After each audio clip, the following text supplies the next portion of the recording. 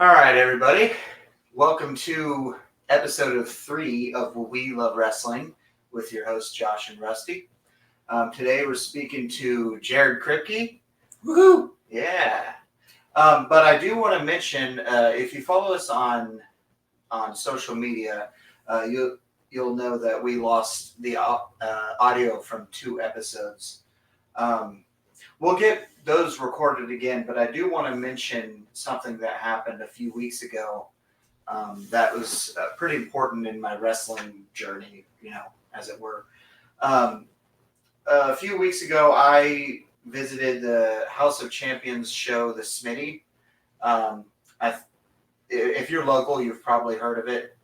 It's a tournament that is held in Cutler, Indiana. It's near Bloomington. I know during the first 2 episodes I've mentioned, and here's your drinking game. I'm going to mention Jason Ayers. I've mentioned that I was trained a referee by Jason Ayers. Well, back then it was 2008, and he had a young son named Reese. And I got to see Reese step in the ring when he was just a wee lad, run around with his dad. And a couple weeks ago on Friday, we got to see him debut in Indiana. And the seeing him step in the ring after seeing him, it was a very full circle moment for me, and it was awesome. So shout out to Reese Maddox and local bookers. You have to ask permission from the Ayers, but if you're looking to book somebody who's got a lot of history in Indiana and is tied to a great family, look no further, man. He's and I'm not just saying this because I knew the kid. He impressed the hell out of me for being as new as he is. Shit, go look at the clips from the Smitty and check out his. He did a spinning kick that was fucking awesome. I was very, very impressed. So, how old did you feel when you saw this kid that you knew when he was just little, and now he's making his debut? Fucking ancient. I felt ancient. I know I'm only 36, but Jesus fucking Christ, I felt old. So, and I will make sure to give Josh his lashings for accidentally not recording those episodes. Yeah, I found out it's not StreamYard's fault at all. It's not lag. I'm just bad. It's okay. Once we're all done and Kripke leaves, you're gonna get it. I've seen his chops. He can chop me. All right. Well, with that said, let's move on to the main event. We're not going to do the normal, bullshitting with Josh and Rusty. We're going to move right on. So, without further ado, if you're a local, this man kind of needs no introductions, but if you're not, let me tell you, he's not only a great guy, but a fantastic wrestler. Yeah. Jared, you want to introduce yourself? Yes, sir. I'm Big Whiskey Jared Kripke. I'm very happy to be here. Let's see, I'm from Lafayette, Indiana. I was trained at the School of Rock by Billy Rock, the king of Indiana. He's the best. He is the best. Yeah, no joke. A lot of other people you probably seen around the Midwest or even nationwide, there's at least some connection to the School of Rock if they're a good wrestler, most likely. It's a good school. We got really lucky to be a part of it. It was the year before they shut down, so that was the same year as Mance Warner. He's killing it right now. Yeah, I saw that. Yeah. They just did a spread on him in Pro Wrestling Illustrated. Yeah, dude, it is. I hope Billy's proud. Man, he should cool. be. Man, this is awesome. My last ever training match before debuting was against him. Speaking of the debut of Reese Maddox, he was there too.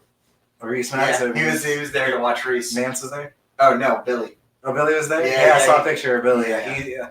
I love that guy. I fucking love that man. Yeah, He's dude. the best. It is, if we want to just talk about my wrestling journey or whatever, like I was saying, I was trained at the School of Rock. And I love everybody I trained with. I love everybody that was there and all the graduates. I'm very proud of it. They're all my boys. But I wasn't part of the crew, the clique. I wasn't invited to the barbecues and the parties and stuff.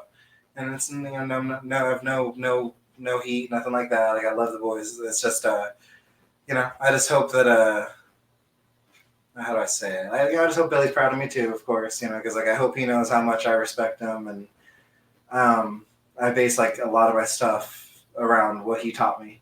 Yeah. Even to this day, like 10 years later, I made it to OVW for 3 years on TV. I've gotten to do some big things, but it almost always goes back to what Billy taught me. He's the king. He really is. He's the king for a reason. Yeah, he's the king of Indiana. I definitely hope to one day be the drink king of Indiana. There you go. I don't want to like steal anybody's gimmick or nothing, but it's different. The drink king of Indiana is great. Actually, So, any company in the Midwest that wants to have a King of the Ring tournament, I'm in it. Just so you know, yes. Book Kripke, book whiskey. So before your training, I'm interested on even before that. What led you to love wrestling? Oh man, I just love wrestling. So I had I was working at a factory, a job that I could have retired from. I made some good money. I did the normal path, the normal people path. Mm-hmm. But I just wasn't happy, and I got to thinking like the only thing I've ever loved is pro wrestling. Like I like I like skateboarding. I love it, but like I love wrestling. So I was thinking like, well, why don't I try to pursue that? I'm young. I'm under my parents' insurance till I'm 26. Thank you, Dad. Papa Whiskey's good to me. My parents have been great, super supportive. But that's good. Being under their insurance, I was like, well, I feel like I might as well, So Yeah. I was actually originally going to train at OVW, and that's when I Googled it and I found that its School of Rock was a half mile from where I was living. Yeah. I mean, that's kind of a sign right there, Yeah. So, but what made that a thing is that I've been a fan since I was before I even had memories of what specific thing I was watching at the time. Like I remember watching wrestling with my brother Justin. I love that guy. He's a big influence in my life, but especially in my wrestling journey. We were a WCW family, family friendly. Of course, I always loved the family friendly stuff. So WCW, it was what I grew up on. But I was born in '93. So how many years of the Monday Night War do I actually remember? Yeah. But I was born in '88, and I still don't I know that when I was flipping through as a kid, mm-hmm. I just wanted to find wrestling. Yeah, I didn't grow up in a wrestling family. I mean, I literally my parents didn't. Really. My parents didn't know I was watching wrestling. I was flipping through TV. I just found wrestling. Mm-hmm. I didn't really at the time realize WCW, WWF was a different thing. I was just like wrestling. Kevin Nash is my favorite. Yeah, my boy. Back then. That's my brother's favorite. Oh, was it? Oh yeah, Big Sexy. Oh yeah. Oh yeah, we were. Sorry. No, you're fine. Same with my family. We were actually really big wrestling fans. We were a real big wrestling family, and we were also definitely a WCW family. My mom and my sister's favorite was definitely Kevin Nash as well. Oh, dude, that hair, man. Yeah. He is the size. I actually got to meet him when I one of the big things I've gotten to do was I wrestled for Indiana Comic-Con a few years ago. I got to wrestle this last year. Yeah, that was my second time at Comic-Con, and then I got to do PopCon as well. Really cool. I got some fun stories there. But the first time I was at Comic-Con, I decided to go get in line and see Kevin Nash, and he told me some funny stories about his time in the ring with Roman Reigns. I won't. Not gonna. Well, now you got dirt. Now you got dirt. I'll let you know after the recording. We'll say that there's some funny stories about. Don't worry, guys. I'll add it. I'm kidding. Yeah, check the pinned comment. It's plausible deniability there. Yeah. I could be making it all up. Yeah. Well, I mean, I'm always have one finger up in the air. I always respect our tribal chief. But when Kevin Nash was in the ring with Roman, it was definitely a little earlier in his career. But, yeah, of course. So I got to hear some good advice from him, but about how younger workers work nowadays, and then he even signed my entrance jacket, the one I debuted in OVW with. That's sick. Yeah, so That's in like a framed thing in my little man cave now with my cats. That's dope. I love that. A question I've been wanting to ask you: what do you think? There's some skill. Obviously, it takes a lot of skills to be successful in the wrestling industry. Some are pretty obvious. You need athleticism. You need charisma.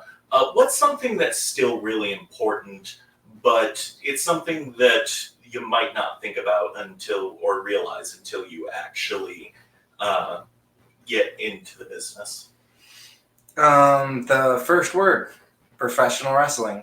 Like, there's a lot of people that get in the business to wrestle, and they want to do a power bomb, or they're weirdos and they want to take a power bomb. And having taken a power bomb, that is true. That would be a weirdo. Yeah, like I'm known for doing crazy things and being up for whatever. Like I'm a very open-minded wrestler artistically, but I don't like power bombs, and so But I took a gut wrench power bomb with no calling. During training, I was like, "Oh shit!" Hey, always be ready to bump. It's something they train you. Always be ready. I was tiny back then, and I didn't need to be ready to bump. I was gonna bump. I'll make you. Exactly. So a lot of people think oh, I'm a good wrestler because I can remember this very long sequence, or I have this really great athletic ability, or I can copy this guy that did this really cool thing on TV. Yeah. I did it just as good as him. Yeah, look at me copying somebody else. That's a whole nother issue. But the professional part of wrestling, if we're gonna act like the big guys on TV, like I was just saying, copying their moves or their spots, and are doing things that are inspired, this is the Eddie Guerrero spot, or this is that spot, this is my Shawn Michaels move. Well, then maybe we should act like the pros too, and not be posting crazy crap online, or when you're having your girlfriend there. I mean, I'm one to talk, but my girlfriend's in the business. It's different. Fiance. Skyconic Wrestling, plug on YouTube. If you anybody that wants to watch indie wrestling from the Midwest, Skyconic Wrestling on YouTube is the best. 100%. See, I got support. But in general, the girls and guys, it's not necessarily girls in the locker room. That's kind of an old school thing. But guys will just be obsessed with their personal lives to the extent of not that there's nothing against it, but if you want to be a professional wrestler, if you want to take it to that next level of not being the 45-miler guy, you got to be wary of what you post online, and you got to be wary of what you post online and who you're hanging out with, who you bring to shows. That's kind of a part of it. But then the other part of professionalism is how you talk to people. People don't realize how big of a deal it is, how you react after your match, how you talk to the person you're planning a match with, how you talk to the fans. It's a big part of it. And then aside from that's just all interpersonal relationship stuff. Some other part of the professional stuff that I think that people don't think about is merchandise, money. The professional, you have to make money to do this. To be calling yourself. One of the things that was talked about when I was getting trained is you can't really call yourself a pro wrestler until it pays your bills. And that's kind of an old school mentality. And right now, you could have a shoot job. You could have 3 shoot jobs and still not be able to pay your bills. So it's I don't know if that necessarily counts anymore. Yeah, it's kind of crazy. Ooh, economy. Yeah, but it's wild. But it's there's I debuted at my show with T-shirts, and that's awesome. Yeah, I'll go to shows nowadays. I'll have a booth with my name and a photo op little spot. I'll have merchandise, T-shirts. It's not that I take myself so seriously or any of that stuff. No, I know what I am, but I know what the business is. It's a business, so I'm here to make money, have some fun. And all that, but I'm trying to pay my bills. I got a little whiskeys at home, Oh yeah. The cutest. Yeah, well, my kiddos are the best. God. I love them. Why don't you tell them about the Oh, dude. Okay, so one of the cool things that's happened to me is that I got to join the NWO. We had Buff Bagwell at the best professional wrestling in Tippecanoe County, BMFX Wrestling in Lafayette, Indiana. Where Top I tier. referee. Yes, we're Josh referees. But it Sometimes. is the toppest shelf talent in the area. That is where you need to go to if you want to catch some good wrestling in Lafayette. That has the best roster I've been a part of, like top to bottom. There's no bad match in any show. No, I thoroughly enjoy myself. I love refereeing. I really do. I prefer to referee. Mm-hmm. I'm always at first a little disappointed when they're like, "Hey, we're gonna have you do security," and then I'm like, "Oh, I get to watch the whole show Yeah, for free." Yes, like I just get stuck. Okay, Yeah. it's always a good time. Yeah. Oh, it's the best. And like, there's none of the drama, none of the like the other stuff that comes with indie wrestling. You know. I think it comes from the fact that every show is a charity show. Yeah, Every single show is for a good cause, mm-hmm. And so like nobody wants to cause fucking drama at a charity show. No, yeah, so, exactly. I think that's part of it. Honestly. We're here to just make like a good dent in our community. And all that. Yeah. But one of the big things that BMFX got to do this year was Skyconic Wrestling and BMFX teamed up to bring in Buff Bagwell. And so Buff That was awesome. Yeah. Oh my gosh, he did a seminar, and that man put on the best seminar. I've been a part of probably a dozen or more than a dozen seminars. Hall of Famers, WWE Hall of Famers, up and down, current NWA guys, TNA, WWE guys. Buff Bagwell gave the best, most hands-on. Yeah, he like got in there. Like a lot of the guys that you see that do these things, they kind of just talk you through things. He got in there and was like locking up with the rookies. Yes. And it was actually fucking awesome. Yeah, and he showed that he cared too, man. Yeah. It was cool. No, Buff's cool. And then, I expected much less and was very, very like pleasantly surprised. It was great, man. The president of indie wrestling in the Midwest, Jeremy Hadley, him and Saucy Boy Josh Morris, love that guy. I always make sure to get him in any big match I have because he always performs at the toppest of shelves. Yes, but Jeremy makes me break every time I referee. Yeah, he's my inspiration. He does the. I get to the count of 7 because of inflation. Gets me every. I haven't heard that. Time. That's funny. It kills me every. He needs to say that louder. That's time. It makes me laugh. I do this. If you watch me referee, if any of our fans come in and watch me referee a Jeremy Hadley match, if you see me cover my face, it's because I'm dying laughing. Mm-hmm. I'll tell you right now. I'm good at like.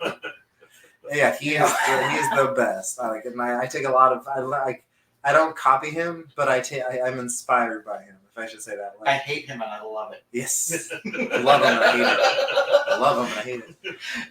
But I have a habit of telling really, instead of long story short, it's long story long with me. But yeah, that's all right. Either way, I just want to make sure I get everybody's recognition, man. But those guys, they beat up Buff Bagwell, and so, of course, I made the save. Buff Bagwell was super appreciative, so he's like, hey, brother, let's join the NWO. And so, of course, he gave me the 2 Sweet, gave me a T-shirt, and I got so Big Whiskey is part of the NWO. Put that on Wikipedia. Who else in your family is part of the NWO? Though? Exactly. So, when Buff was teaching me the perfect 2 Sweet technique, he made sure to teach Little Whiskey, my daughter, how to do a 2 Sweet. Less than 2 years old, everyone else is giving high fives and knuckles. She gives a high fives, knuckles, and then she reaches out for a 2 Sweet, and she won't put it down until somebody, you can't leave her hanging. Yeah. It's the cutest thing you'll ever see in your whole life. It is. Yeah, I love it. Yeah, she's my world. Definitely gave me a whole new, inspiration in life.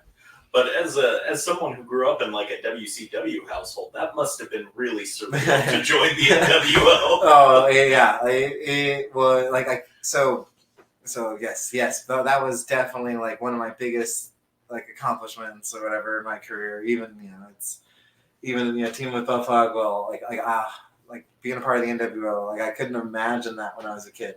I'm making my creator wrestler on 2K or not 2K, SmackDown versus Raw 2007.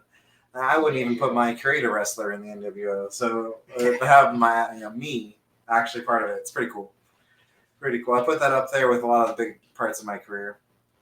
So like I kind of skipped like my introduction. Skip around a little bit. That's all right. But I guess like for the people that don't know me, like that's for the locals. We talked about BMFX and Skyconic, Jason Ayers, all the locals. For those that don't know them, don't know me, all that. Why you should know me.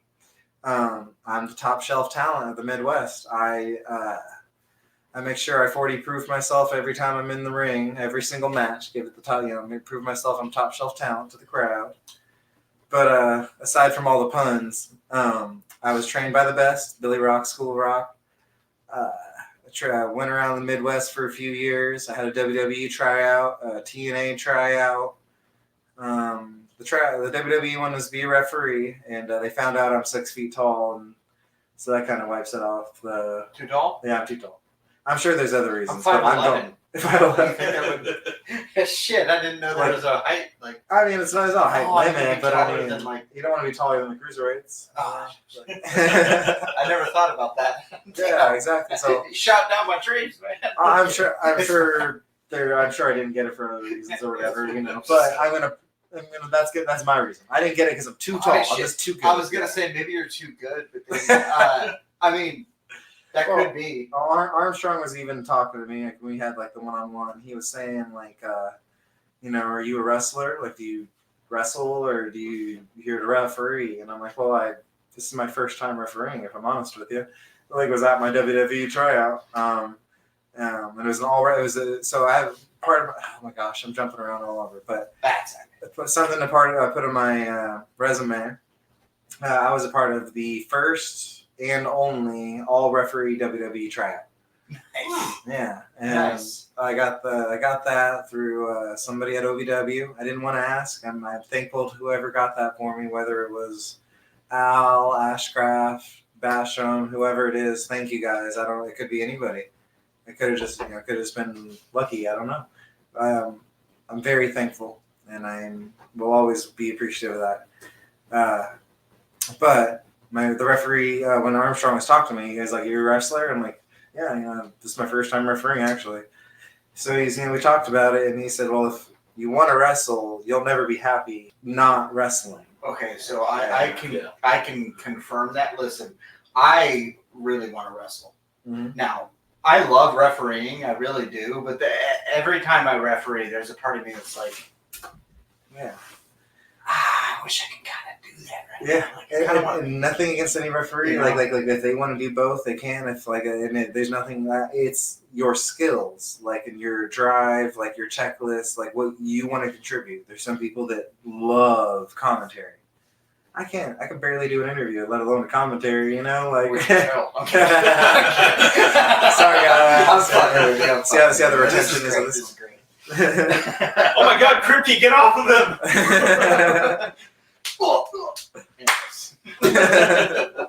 By the way, so refereeing like a GB, so like it's not nothing. Like if people you can be happy referring. I don't want anybody to take that the wrong way. It's that I wouldn't have, like me personally, and he could tell, and so like I'm sure that maybe that was part of it too. He was right. Yeah, he was right. You're.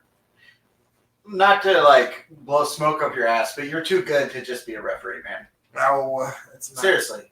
It's just that I have a big passion. I want to make sure I'm an artist and I gotta paint, man. That's the thing. Like people don't talk about wrestling as art enough, and it is. Big matches like Shawn versus Taker. HBK versus Taker at WrestleMania 25. Mm-hmm. For those of you following at home with your We Love Wrestling bingo cards, go ahead and cover the spot that says mentioning Michaels versus Taker. Yeah. I think it's been every single episode. It's a classic. It's the free spot on the bingo card. Well, we know he's going to mention that. So. No, if there was in a different mood, it would have been a 5-star. Yeah. Well, we'll not get out.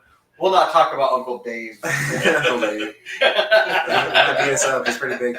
But just then to go past the School of Rock, because like I brought it up a lot. I love that. Once again, love that place. But then that was just the first year of my training. It was about 9 years ago this month, or next month. I wrestled around the Indies for a while. Like I said, I had the WWE tryout, TNA tryout. That was right after I finally got to Ohio Valley Wrestling. So like I said, right at the very beginning, life imitates art, all that. I went full circle because I was Googling where to wrestle. I figured I'd just have to move down or travel down to Louisville every couple days, and, if I wanted to do this thing, and then found School of Rock. Eventually, OVW found me, and thanks to Southern Discomfort, love those boys, Jebediah Blackhawk, Snake Williams. They saw me wrestle at a drive-in theater in front of. That's the other thing I love about professional wrestling is the weird fucking places. Oh, to bro! wrestle. I have so many An so art many weird gallery. Like, Yeah, like we wrestled at our gallery. that's the best. By the way, the best venue I've been to. It's so cool. Like I'll bring this up later. My favorite venue is where I'm having my my first ever seminar at, like that I'm hosting. I'll talk about that. But But yeah, go ahead. gosh, what was I saying? The Southern Discomfort. Oh yeah, Southern Discomfort. And the LEW. Yeah, at a drive-in.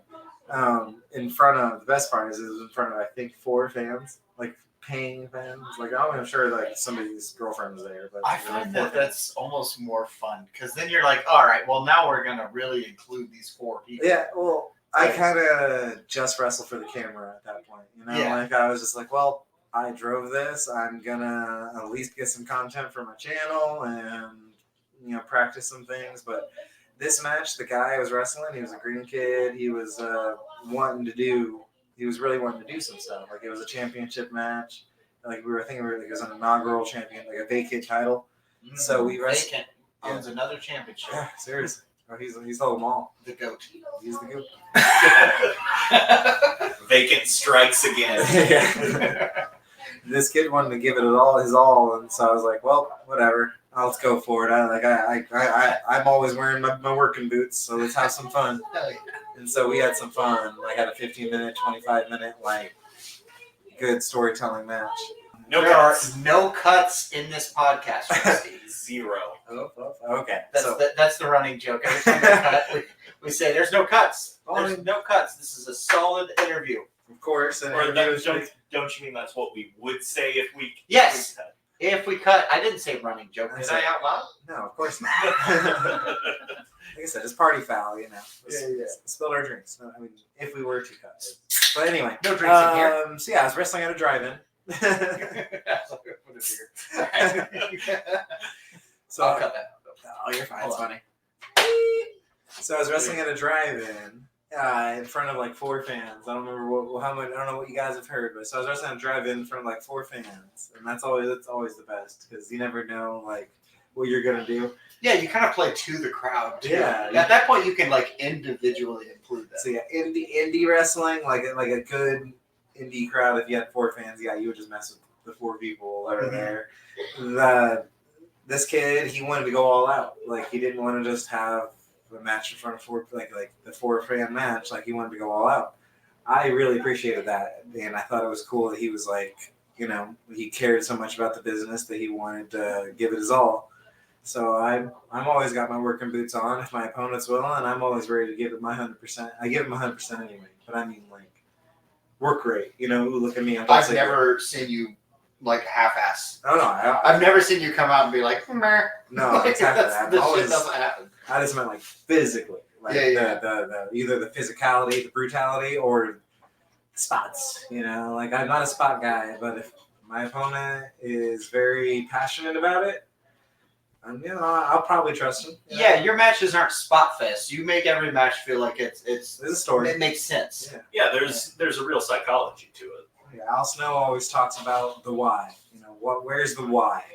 That's my matches. When we were, and I don't know if this is too inside baseball at all, but at the last show when I showed up early and you were teaching some of the trainees, you mentioned that Al likes to have everybody only pin when it's like it means something. Exactly. And I'm like, I was that's worried about what really you're going to say awesome, there. actually. Because it's always hard to say in wrestling, which is an art form. It's hard to say never, always. And, you know, like it's like the Sith code or the Jedi code. You know, only a Sith feels an absolute. Yeah.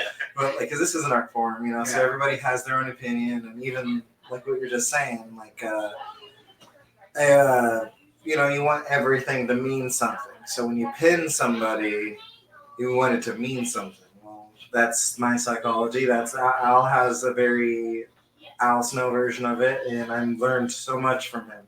So I'm hoping that I'm understanding what he's saying about everything meaning something. Yeah. So there's not going to be 1,000 pinfalls because in my matches, because it doesn't make the most sense, you know. Yeah. Like if I hit a move, but then the alternative is which is very good psychology. I have nothing against this mindset either. This is a fight. I'm going to pin you whenever you're on the ground. Yeah. You know, so. But like there was other opinions though. Yeah. The other worker that was helping with the training mentioned that he just never puts his shoulders on the ground. Exactly. Yeah. And So I'm like, if that's really good. I'm like, I never thought about that. Even, you know, I trained in 2008, and that's why I love attending these training sessions with the current trainees. Is I learn something every time. I'm like, shit. Would have thought about the business is always evolving. So like what you thought, well, you may have been just common sense in 2008, you didn't even think about it. We bring it up again in 2024, and it's like, oh my word, yeah, that's still true, or it's true again. Like I got shit when I told one of the trainees a few months back that they were trying to figure out how to place their feet. You're wrong. You're working with me here. They were trying to place their feet when they hit the ropes. I'm like, just do it how John Cena does it, and then once you get the hang of that, stop it. Well, so like, and then someone else, I think it was you actually. It's like, no, don't do that. Fair enough. Well, so like, it's one of those Not things. to shit like, on John Cena. He's a fucking multi-millionaire, but yeah, like he is the. He's done his shit. Like he's the best. But if you're looking for, like, if you're training somebody, it's hard to take examples from the best because when you get to a certain level, like, you always hear that thing, like, I'm the exception that proves the rule. yeah. Well, when you get to WWE, like, the top level, they're all the exceptions. Yeah. So you try and copy what Omos does. It doesn't work when you do it, brother. Like, you're not Omos. Like, it's just not gonna work for me, brother. Yeah, it's not gonna work, brother. Like, so if John Cena could put his leg up, dude, you could put his little silhouette of his leg up when he hits the rope on a shoe, and it'd be the new Michael Jordan logo. 100%. Yeah. If I hit the ropes like that, I look like a dweeb. Yeah. Like, you know, it's just the difference. Don't hit the ropes like that. It's not that he does it wrong. So I don't want to trash the goat, you know. But like. Yeah, when you hit the ropes, you don't put your leg up. That's John Cena. That's not that it's wrong. That's you're John gonna look like you're copying John Cena. If you're doing stand-up comedy and you hold the mic with two hands, you're just a Shane Gillis fan. You know, like you're just copying Shane Gillis. It's not that Shane Gillis does it wrong. It's that he's the one that does the two-handed thing, just like John Cena's the one that does the leg up. That's my mindset behind it. No, so that's kind of, sorry, it's a little bit of a segue. This whole show is about segues. Yeah, I don't have a linear mindset. Speaking of our sponsor for the day, Segway. No, not at all. No, yeah, exactly, right? Yeah. Segway. I'm sitting at Jesse Goddard's, man, with his little hover. Oh shit! Oh my gosh. As a former mall security guy, Segways are fucking awesome. Anyways, so Jesse Goddard's, man, like, he would ride the little, like, not the Segway without the handlebars, like the hoverboard. Yeah. He rode those, and I swear that man it's got to be because of his calories. Like, he doesn't want to burn too many calories because he's just a Greek Adonis. Like, oh gosh, like, I can't walk because I might burn too many calories. Like, I have one ab. Call that a keg, brother. I saw a Facebook post of yours. You were talking about how you had this 1,000-day reign as the Oh, AIWF my word. Midwest champion. For maybe some of the listeners here who might not be familiar with that, you can go into as much or as little detail as you want, but maybe like give us the highlights for our listeners who might not be as familiar with that, because it's, no matter what, a 1,000-day reign, that's still amazing. So one of my goals was, like, I'm being realistic here. I may be 6 foot, but I am a skinnier guy. I work out. I'm very athletic, but I need my build. So like one of my goals, of course, is if I can't make it to WWE or AEW, TNA, all that, is that I wanted to be on TV. Boom, OVW. But then one of my goals is that I wanted to bring the AIWF, which it's centered in the North Carolina area, the East Coast. But it is a worldwide organization, kind of like the modern day NWA. Mm-hmm. Like the NWA is its own thing now, but like I'm talking about the old school NWA, like where it was a conglomerate of territories. Yeah, I trained with NWA. Yeah, Indiana. IWA. Yeah. Okay. Nothing against it. I'm just making sure. I was just wondering which it was, but NWA or AIWF, they it's all a company. It's one company, one brand that has a bunch of companies in different areas. So like Pro Wrestling King, Evolution Wrestling, and Eric's a great guy, by the way. Eric King, I would live and die for that man. I would die for that. I've met him a few times back when I refereed for NGW. Mm-hmm. Eric King's a great guy. Like, no joke. This isn't me just being the brother bull crap. Like, yeah. Eric King is one of the best promoters I've ever worked for. Like probably 100 different promoters, if not more, I've worked for. Eric King. You can tell he like cares about the business. Yeah. Like he loves it. Maybe a little too much, That's okay. But I think but it's not a bad thing. Like exactly. Like Eric King, like I hope he understands how much of an influence he is to guys like me. Like, because he doesn't worry about the drama, the bull crap. He just wants what's good. Like, not necessarily like the storytelling or the pre-planning. It's not that. It's that he wants the wrestlers and the fans. Like, not just like every promoter should want the fans to have the best time, but Eric wants the wrestlers to also have the best time. Yeah. So, like backstage baseball, there might be some wild circumstances or some crazy shows, but some of the wildest shows I've been to was some Pro Wrestling Kings, but also the wildest shows I've been to has been Pro Wrestling King. Like, Eric King is the best. And then now they got him and Ryan Anderson. It's a whole new company nowadays, but it is like I owe a lot to those guys. I haven't seen him in a very, very, very long time, but I still have him on Facebook. He's a great guy. Yeah, fun to follow on Facebook if you like tea. He is. Yeah, he does. Sure. He brings the Earl Grey. He brings the green. He brings all the Yeah. Party foul. Oh, you dropped your phone. I got double fist here for you. But keep it flowing. Like after that drive-in show, like where every wrestler they should pride themselves into giving 100% of the time. Well, this drive-in show, that was one of those times where like it was like you gonna actually do it, even though there's nobody there. Yeah, so you we could half-ass it in front of 4 people, but that's not the way. Yeah. So then you don't build a reputation because those 4 people are gonna go home and be like, there was almost nobody there, but we had the best time. Or there was almost nobody there, but it sucked. You know what I mean? Yeah. And to bring it back to what you were saying earlier, like, what are some skills that are missing in the business? Yeah. You never know who was in the locker room, who was in the crowd. Well, like, what I said, I should have said it first, but the locker room. Like, you never know who's there.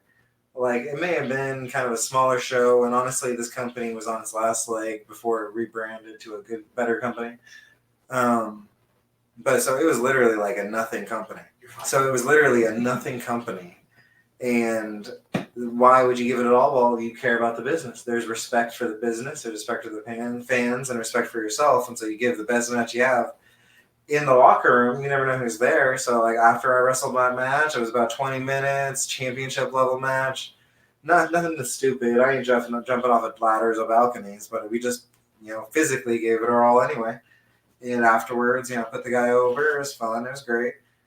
About a couple weeks later, I get a message on a Friday, on a Friday, that said, "Hey, man, we really need to wrestle somebody in a dark match for OVW. You want to work? You got a Kentucky license?" And I went, "Yes, I do." And so I got online on my lunch break, and I got a Kentucky license. I applied. Hell yeah. That's show business, brother. You always say yes. Yeah. Do you have an accent? And then you fucking do it. Do you know piano? Yes. I'm So, yeah, concert level, of course I did. yeah, so he said I had a license. He asked if I had a license. I said, yes. So I filled it out after I work. can't buy tonight. That's literally what it was. After work, I went to Med Express, got my physical, I literally called the Kentucky Boxing and Wrestling Commission about a dozen times until I got the right person that was Nice. telling me what I needed to You know. need a good PI to help you with that. Yeah. Anybody know? I'm just kidding. He said a good PI. A good- Oh, shit. Well, that's not me, buddy. But literally like from noon to 3 o'clock, I had it all handled. Got my license. By 4 o'clock, I had my license verified by and I called the guy back and I was like, "Hey, yeah, so I actually have my license now." He's like, "You son of a bitch." Yeah. I mean, the license I always had. Yeah. So then on Monday, like it was literally like just like the last second I couldn't do it, because it's Friday, nothing's open on the weekends. Monday, boom, got it done. Show up on Monday, and then the great. These are the guys I'm talking about. Southern Discomfort, Jebediah Blackhawk, Snake Williams. They're on this Wrestlers documentary that we'll talk about that hopefully soon. Sorry if I'm a little long, guys. But no time limit. exactly. There's no time limit. These are my boys, and I love these guys from the bottom of my heart. I owe them everything. They saw how much I tried. They saw an opportunity. They saw a small guy that they could beat up.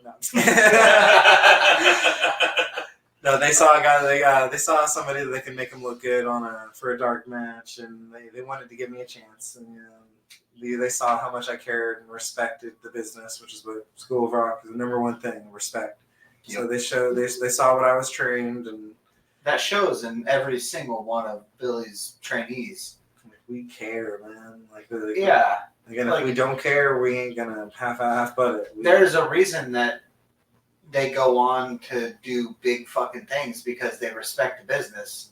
You aren't making it big if you're Yeah, just generally. Just to throw a couple more people out there: Sage Phillips, Ace Perry, Trip Cassidy. Those boys. There's the Midwest Indies, whatever. Trip is the good Midwest Indies. Yeah. And you would be nothing without School of Rock. Speaking Ace of Perry, Sage Phillips. No, you're good. Those boys. Speaking of Sage, I got to see him work for the first time at the Smitty too. Yeah. And I'll tell you, I was going to leave after Reese's match because it's 2 hours away, and it was a spur of the moment decision to go. I was a little tired, but they sold me, and I'm glad I did because I saw Sage work for the first time, and it was fucking awesome. Yeah, that guy could work his ass off. I believe he calls himself the Ring Wizard. Yeah, no, it tracks. He was so good. And then SpongeBob 3D somebody through a table. So I was fucking hooked. You know what I mean? Literally hooked. All right. Yeah,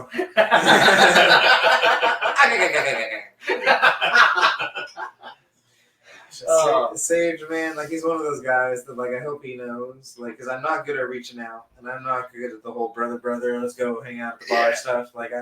I'm kind of a keep to myself kind of guy. I take no offense to it, but I know because sometimes I'll message you and then I take no offense to it all. You're fucking busy, man. I feel you. Even if I'm not busy, I'm crazy. So you don't want to know. You don't want to talk to me. Zero offense. Zero offense at all. I'm the same way. I'll see the message and I'll forget to answer. Well, I have a work job. I have a baby. I have kids. I have a house. I have a girlfriend, a fiance. We're planning on wedding. You keep saying girlfriend and then having to correct yourself. That's new, right? Yeah, it's new. Relatively. Well, in kayfabe, we've been married for years. So. Yeah. Victoria's fucking awesome, by the way. Oh, she is. Yeah, dude, she's your better half. I feel you because I also have a better half. So dude, the wrestling industry is a wild world, but like it's good to have. You need that help, like whether it's the ring, whether it's the car full of guys, or like. I mean, the car full of guys are a good support system at the home. minivan full of family. Yeah, I got my minivan full of family. Hell yeah. And this is like a whole topic that I talk about in private. I don't know if it segues well, but like I've taken my own path here, in pro wrestling. Yeah. There's the path, there's another path, there's another path. I've taken my own path. The minivan life. I don't know how many other people do that. Like where I'm literally showing up to shows with my fiance, my minivan. I got my newborn, maybe my kids with my stepkids with me. Like got a couple trainees. Like it's not the normal wrestling car. Your daughter's more over than most of the faces. Little whiskey sells shirts. Everybody fucking loves her. She's the best. That's why she gives everybody the 2 sweet fingers. Yeah, dude. She's over as hell. I need that baby girl. She's great. She won the AIWF title on her birthday. Like I slipped and fell on the banana peel, and of course she. Was that BMFX? Yes. Right? Yeah, that was great. I don't know if the commission was watching, but at least it's on. We count it. It's on Skyconic Wrestling on YouTube. Yeah. We count it. That's for sure. he goes up. He goes up to her after the show. Doesn't talk to her as if she's a kid. Do you have a license, ma'am? Yeah. Where's your Kentucky license? I have it. I'll get it by the end of the night. Learn from the front. Apple doesn't fall from the tree. Exactly. Apple's right ale. So that's how I got to OVW, and that was like a dream for me. Like. Well, that led to some big shit. We'll talk about that later, maybe now. Oh, we'll get there. Yeah. We talk about goal. I don't know if I talk about it here, but I talk about my trainees, like my boy Tyler Cannon, and Caleb, my trainees. And I talk about what are your goals here? Because this is an art form, it is a professional business, so everybody's gonna have their own goals. When I say 45 miler, that's not a diss. If you're a 45 miler, that's fine. You're a local guy, and that's what you do. This is your hobby. All for it. I personally, I'm not necessarily trying to make it somewhere. That's my end goal. If I don't main event WrestleMania, that's not it. I've talked to people like that. Yeah, a certain someone I know once told me. Jason Ayers once told me it's kind of a beautiful moment. When he left Lafayette and left local and was like, I'm gonna start traveling around the country and refereeing everywhere and try to. Make it. I'm like, dude, you're gonna be in Madison Square Garden one of these days. He's like, that's the plan. No stop till Madison Square Garden. That's his goal. And Madison Square Garden, and he did fucking did it. At least a dozen times. You have no idea the chills I got the first time I watched him at Madison Square Garden. I was like, that's when you make it. God, when you finally complete that checklist, happy. Everyone's like, well, what now? You make I'm cold and everything else is gravy. I mean, yeah, or you make a new checklist. That too. Well, then he's gonna be the first guy that he's gonna referee in Saudi Arabia. In the middle of like that. My thing is I love throwing out. I doubt he even thinks about his.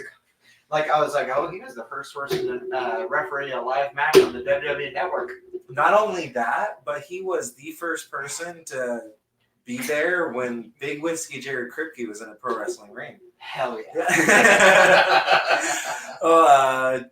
Sorry, I remember where I'm at, but we'll jump back to the beginning. I don't have the connections that I'd say at least 80%, 70% of the people in the business have.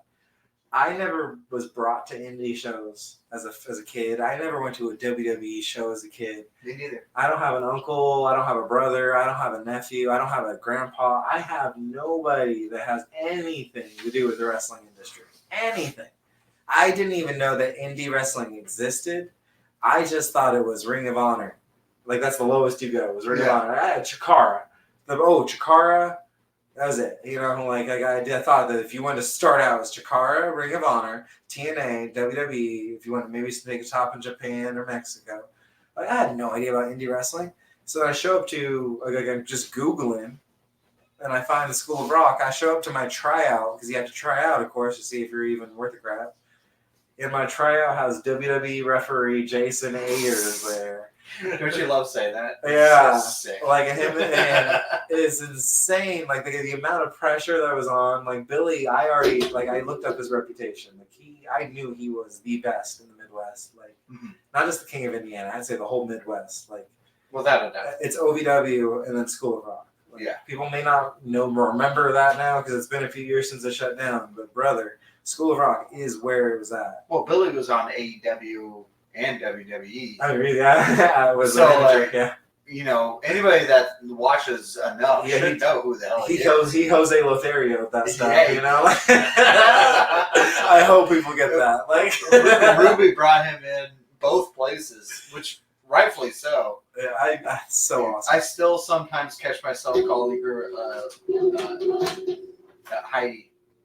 I'm like, it's not fucking Heidi anymore. What am I doing? That's the best part of pro wrestling. Everybody has like 4 or 5 different names. Yeah. Like, I can And call you all it- have to put it on that little government thing. Like, Yeah. you ever been known by an alias? I mean, Yeah. we'll see about that. Is there more room here? So, yeah, Jason Ayers was there, and like the amount of attention he gave for being a WWE guy, and like this was 9 years ago, so to be fair, it was before he was senior referee. But like at the end of the day, he was a world travel So guy. that was your first indie show. I'm not in any show. That was my first time in a ring at all. Oh, First time okay, ever okay. seeing a ring. He was taught at me to my referee. Did you know It that? was with Billy Rock and Jason Ayers. He taught you? Yeah. Like he was local only at the time, and I'm not tooting my horn. I just like to show you what kind of guy Jason is. Like, he taught me to referee, and so that's my only career highlight. I mean, that's, I was trained right. you count that on the seminar, right? Or Yeah, the training, the seminar. Yeah, I could do a referee training Yeah. seminar. Is that a thing? Wrestling's all. I mean, it is. It is. Yeah. It really is. Like, Oh yeah. yeah, like it's legitimate. Speak up. I've seen people that Pretty much the whole just thing. do commentary seminars. Like, That's dope, actually. I would love to try some commentary. Anyways, we're getting off the track here. oh gosh, yeah, No, that's a stretch Armstrong. like I said, this whole show is Segway City and also Bit City. Speaking of which, I have a question for you. What do you think about Lance Storm? He's the best. One of the best tweeters in the business. Oh, that is 100% correct. Sir. No matter how much we meme on him, that part is definitely sincere. So we have kind of an inside joke. So me and Rusty were watching WrestleMania one year, and I don't remember exactly how it came about, but essentially it was like, what would make this match better? Lance Storm. Yeah. So now ever since we just were like, the God King Lance Storm, of course. I mean, He was a great John Cena, Shawn Michaels versus Undertaker, Lance Storm. Like, Yeah. he's the best. Yeah, exactly. Honestly, though, funny segue there. The when I first started out, there was a guy on the shows that I was at.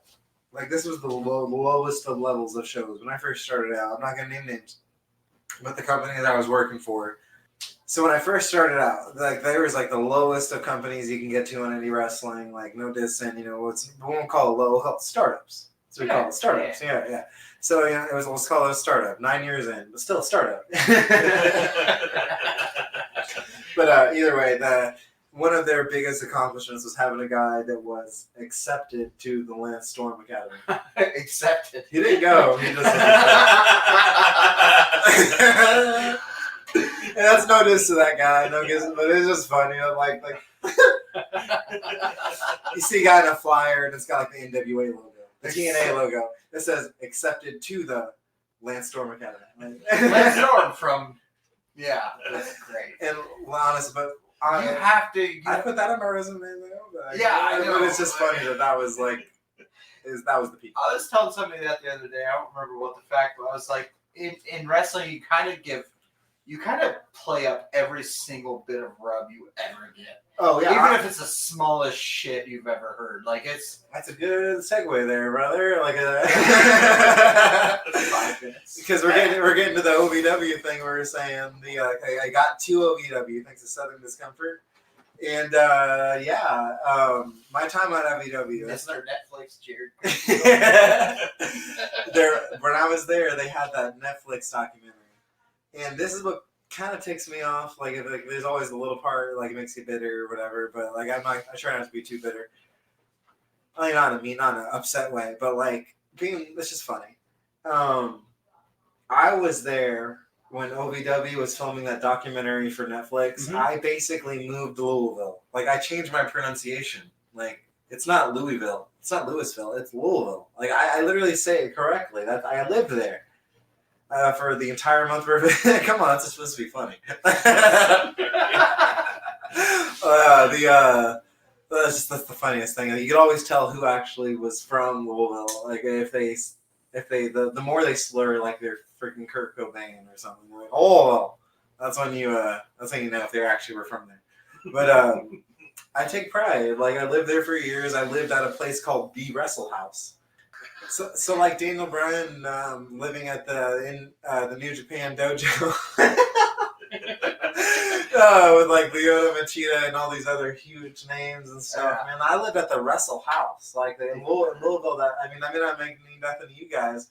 I lived with Crixus, Joe Mack, D-Moan, Mahabali Shira. Like that guy's fucking awesome. Yeah, the stars of Netflix. Like I had documentary on my house almost like half of every week I was there. So my buddy is Punjabi, and while watching the Wrestlers podcast, I was like, fucking, this guy is so sick. I love him. But yeah. And then I had a storyline with the Rush Division champion Luke Curtis. Like I had my unborn baby was involved. There was a live TV gender reveal of my baby, Little Whiskey, was on OVW TV. Look it up. And the Netflix documentary crew was there. I had an I Quit match against the champion. Of course, day of, they switched it to a non-title match, but whatever. I literally had a pay-per-view win, and for some reason it wasn't in the documentary. That's okay. Like, I understand how the business works. But, so when you talk about the 15 seconds of fame, it may only be 15 seconds of fame, brother. Like, I may only be in episode 3. I'm in every episode. But I may only be named in episode 3, but brother, I was there. I put the work in, so I will claim that on the posters. It says OVW, it says Netflix, it says Big Whiskey, because I put the work in. Who cares if they only aired 15 seconds? I still, I think I was at BMFX show and you got knocked out, and I was like, you killed Netflix star Jerry Kripke. I put it over every chance I can get. Dude, so do I. Trust me. So do I. Why is stuff up here? I just hope people understand that. Like, there is a lot of 15 seconds of fame. Well, a lot of those people that only had 15 seconds, there was probably a lot of stuff cut. You got more in the future, buddy. We'll see. You got more in the future. Honestly, I don't know how much I can talk about. There is you guys understand the difference between filming a movie and a feature film, right? Yeah. So I'm in a feature film with a SAG worthy credit in a wrestling movie coming up. I don't know how much I'm allowed to talk about, so I'll leave it vague, leave it like that. I don't know how much you're allowed to talk about. That's what I'm saying. Yeah. That's awesome. So can you name who the person is? I mean, I don't know. I don't know. Let's leave it vague. So we'll leave it vague. That's cool. But because hopefully it should. No cuts whatsoever. We don't edit here. This is all shoot from the hip. Straight from the hip. Straight from the hip.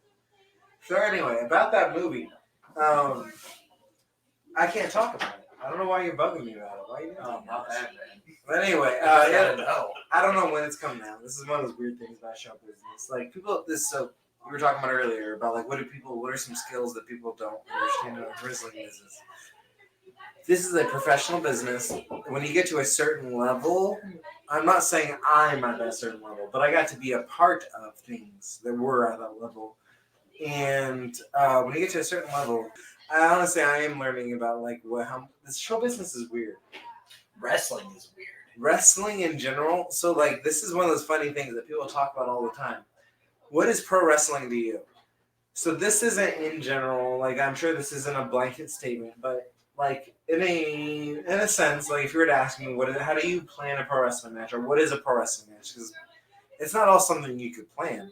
What is pro wrestling to you? I kind of make my matches kind of like like an improv fight scene, like an improv fight scene of a movie. It's fluid for sure. But it's an improv fight scene of a movie. So you're thinking of it from a business perspective, a entertainment perspective. You're thinking it from a show business perspective. And when I say improv, a stand-up perspective. Yeah. You got to be in the moment when it comes to stand-up. You got to feel where you're at, what town you're in, what crowd you're in front of, what opponent you have, what character you have.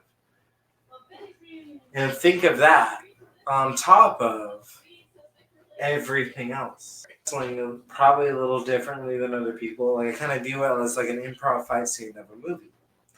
So I don't view it at like some people want to work towards the crowd. They want to work towards the here and now. But like that's where the improv thing fights out or works out with. Like you're trying to work out with the here and now. Mm-hmm. You're trying to be present. This is the stand-up comedy part of it. But then you're also trying to be professional. That's the movie part of it. Mm-hmm. But then the fight scene, that's where the physicality, the sports part of it is. Yeah. So it kind of brings all aspects into it. So you're trying to entertain, like a stand-up comedian, whether it's being funny or being present or being political or whatever. It's hard to be political in wrestling unless you're Jeremy Hadley. But president. Yeah. He's not he is my president. I'm not going to draw the ire of Jeremy Hadley, so he is my president. Anyways, go ahead. Yeah, so OVW has brought me so many great opportunities.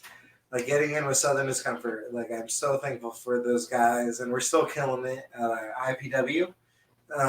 Southern Discomfort is literally running that place. Like we got Ace King as the champion, Snake Steel. Snake is freaking killing it. Big Whiskey Joe Kripke, of course, top shelf. We got literally Kentucky's strongest man, Donovan Cecil, in our group, brother. This is literally the toppest of shelf talent you can get on the indies. Is a part of Southern Discomfort. It's pretty cool. But that is literally that group I'm part of now. I started out by getting the tryout from those guys, and so like I said, getting the shit kicked out of you from them. Well, that's that was like getting jumped in. That's the funniest part, backstage baseball. That's how they brought me in, right? Yeah. Well, I got lucky enough to be talking to the agents and stuff, and the Rush Division champion. I'm 6 foot, but I'm also 180 pounds. Yeah. So Rush Division, cruiserweight. It's the OVW equivalent to like cruiserweight X Division. They saw me as an X Division cruiserweight Rush Division guy. And so my first opportunity was against Star Rider, the future OVW Rush Division champion. Star Rider was against me, Big Whiskey Joe Kripke, instead of Southern Discomfort. So as much as I love those guys, they brought me in, but because of just right place, right time, networking, however you want to call it, just given the right chance, luck, God's will. That's how I ultimately went to Brandon too. Is God's will. I got an opportunity on TV against Star Rider. And not only did I get an opportunity, I was given a good amount of time. I got to show what Big Whiskey Jerry Kripke is about, even before Big Whiskey existed. And so because of that, I feel like, the amazing Maria, Doug Basham, and of course Al Snow, Big Whiskey got to be a part of OVW for over 3 years now. And I hope they use me more, of course. Like everybody wishes they could be used more. But OVW is a big part of my life and a big part of my checklist, as we talked about earlier. Like if I was going to do this, I wanted to make my mark on the indies. And not necessarily the indies, but pro wrestling in general. And so I wanted to be a part of something that mattered. And if I couldn't be a part of OVW or WWE, TNA, AEW in New Japan, Mexico, any of those. Well, do you understand that the number two when it comes to live pro wrestling in the United States is OVW, and I got to be a part of that. I am blessed beyond anybody else. That's what I've been referring to as baller. Yeah, Baller. baller. That's baller.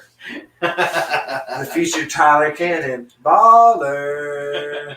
I've gotten to be a part of some great things thanks to OVW and some great people giving me the opportunity and the chance.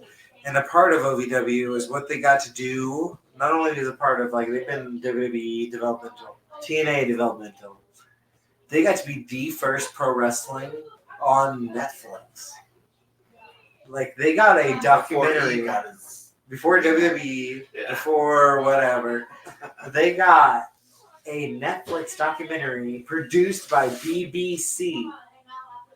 Do you guys understand that? I don't know if this is the first time you guys heard that. That's dope. I actually didn't know it was produced by BBC. I didn't either. I think I'd heard about it, but I didn't know about BBC. Because of my That's dope. attitude in the entertainment industry, I don't know if produce is the right word, but literally BBC brought to you by BBC, the biggest TV station in the world.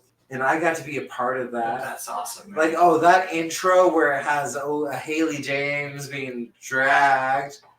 Well, I did that. Like, I did that too. They didn't put that in there. Well, of course, I had that Rush Division match on TV. They didn't put it. I had a gender reveal with Little Whiskey on live TV. They didn't put that. That's okay.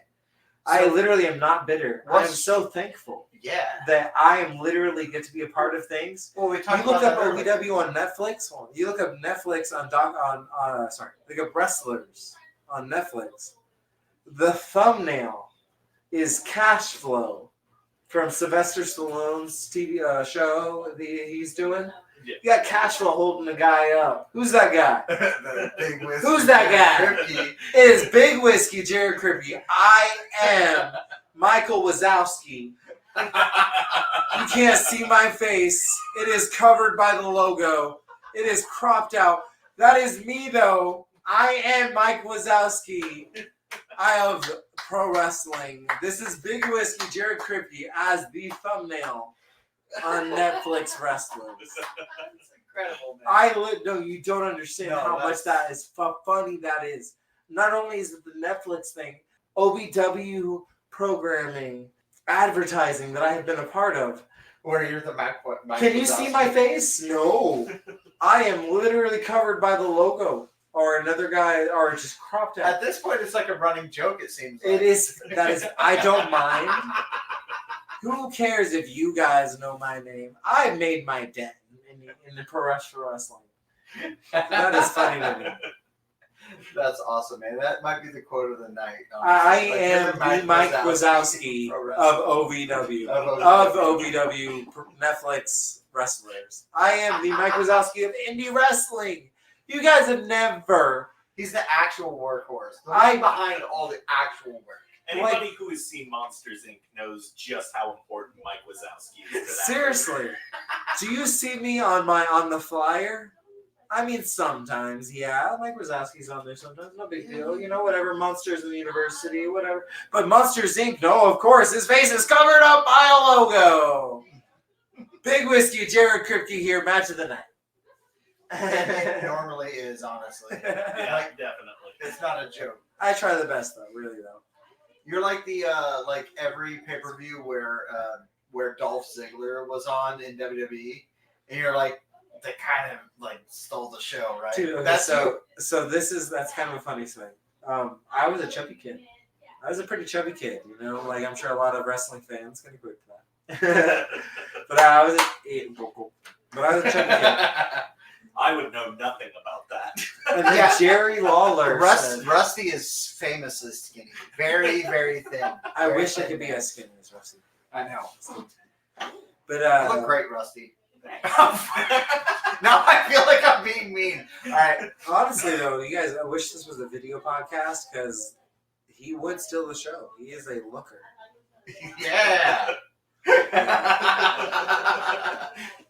You're joking. You're laughing like it's funny. He's a handsome man. What are you Yeah. laughing Fuck for? yeah. Well, Russ thank is very handsome. I'm at least in the top 3 most handsome men in this room.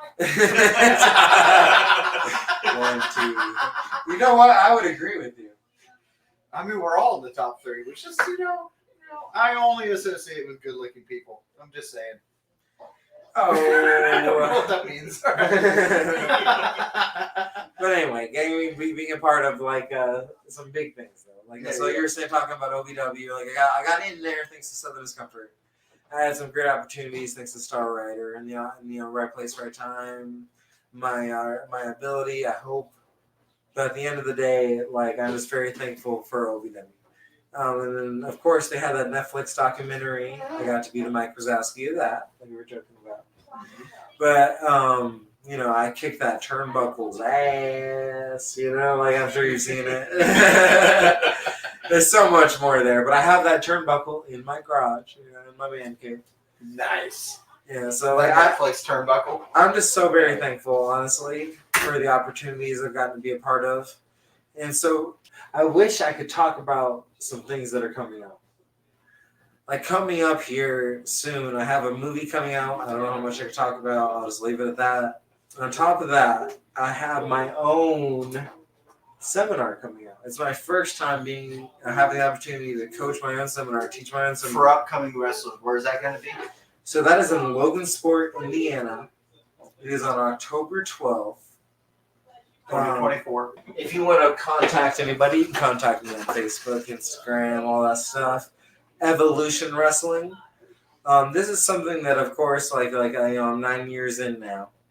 I've been wanting to have an impact in pro wrestling in my own local scene, and I've gotten this isn't something I came up with. Like a local company asked me, approached me with the opportunity to coach my own seminar.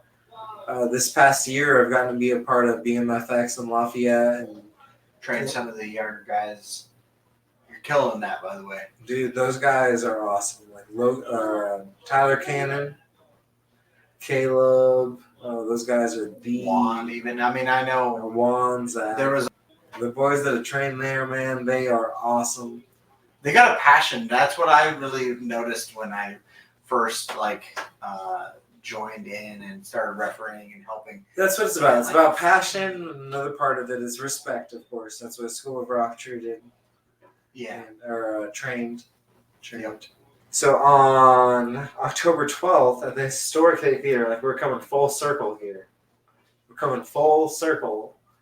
You were talking about your favorite venues earlier, and you were talking about the Smitty and all the other places you've worked. The Historic State Theater in Logansport. Brother, I can pull up there like a rock star. Like I'm Chris Jericho. You could be singing my theme song. And it is, it couldn't fit any better. It is the best venue I've ever worked at.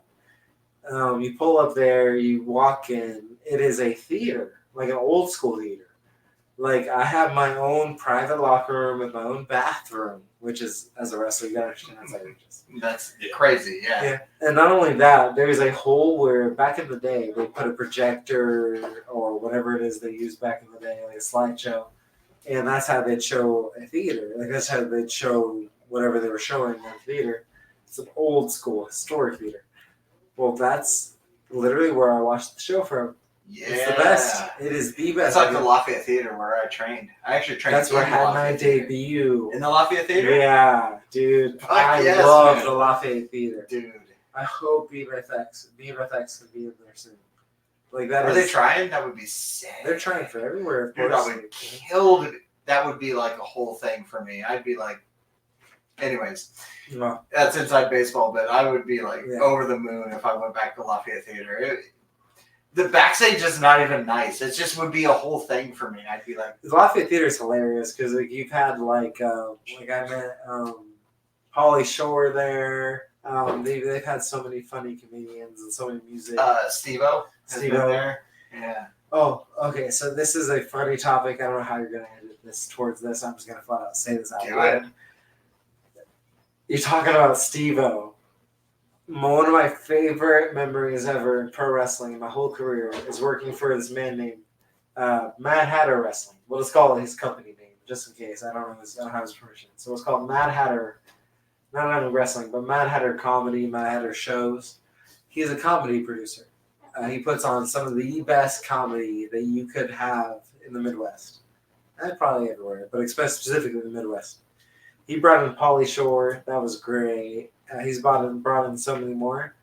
He decided to have his hand at pro wrestling one day. He brought me in. He brought Ace Austin in.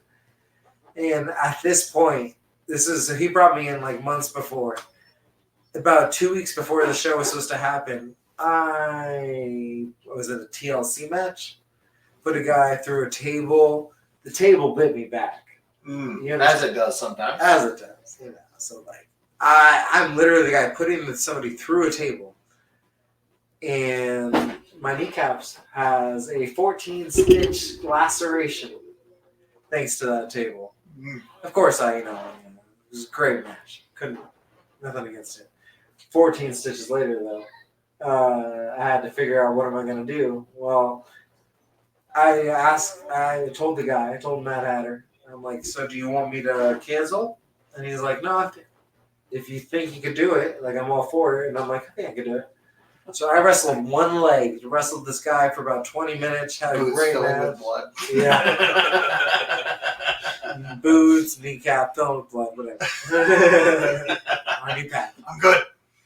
Yeah, it was a great match. Had fun with it. And then at the end of it, I called Ace Austin out. And I'm like, oh, you're selling merch. What you selling merch for? You haven't even had a match. We had a match. And I called him out, and of course, he answered the call. We had a great match for a current, I think he's TNA Tag Team Champion, ABC, Ace Austin. Hell yeah. Great guy. He answered my call. I'm pretty sure he beat me. I can't remember, of course. Of course, he beat me. But, like, that match, man, I'm so thankful for that opportunity. We worked double duty that night, worked on double man of the show. But that was just a great opportunity from a guy that usually does comedy. Yeah, and that's awesome. He did pro wrestling that time. Yeah. Like, dude, this is, people don't understand. This business is the entertainment industry. So you have... Yeah, people think that you can't book because you're in a different industry. But it ties in so well, especially with comedy, music, even. Music. Yeah, rock stars, they're just wrestling wannabes, right? That's the term. I think comedy is the wrestling, or is the rock star wannabes, and the pro wrestlers are just wannabes. Yeah, I don't remember. I don't remember who it was, but I heard somebody one time that talked to musicians.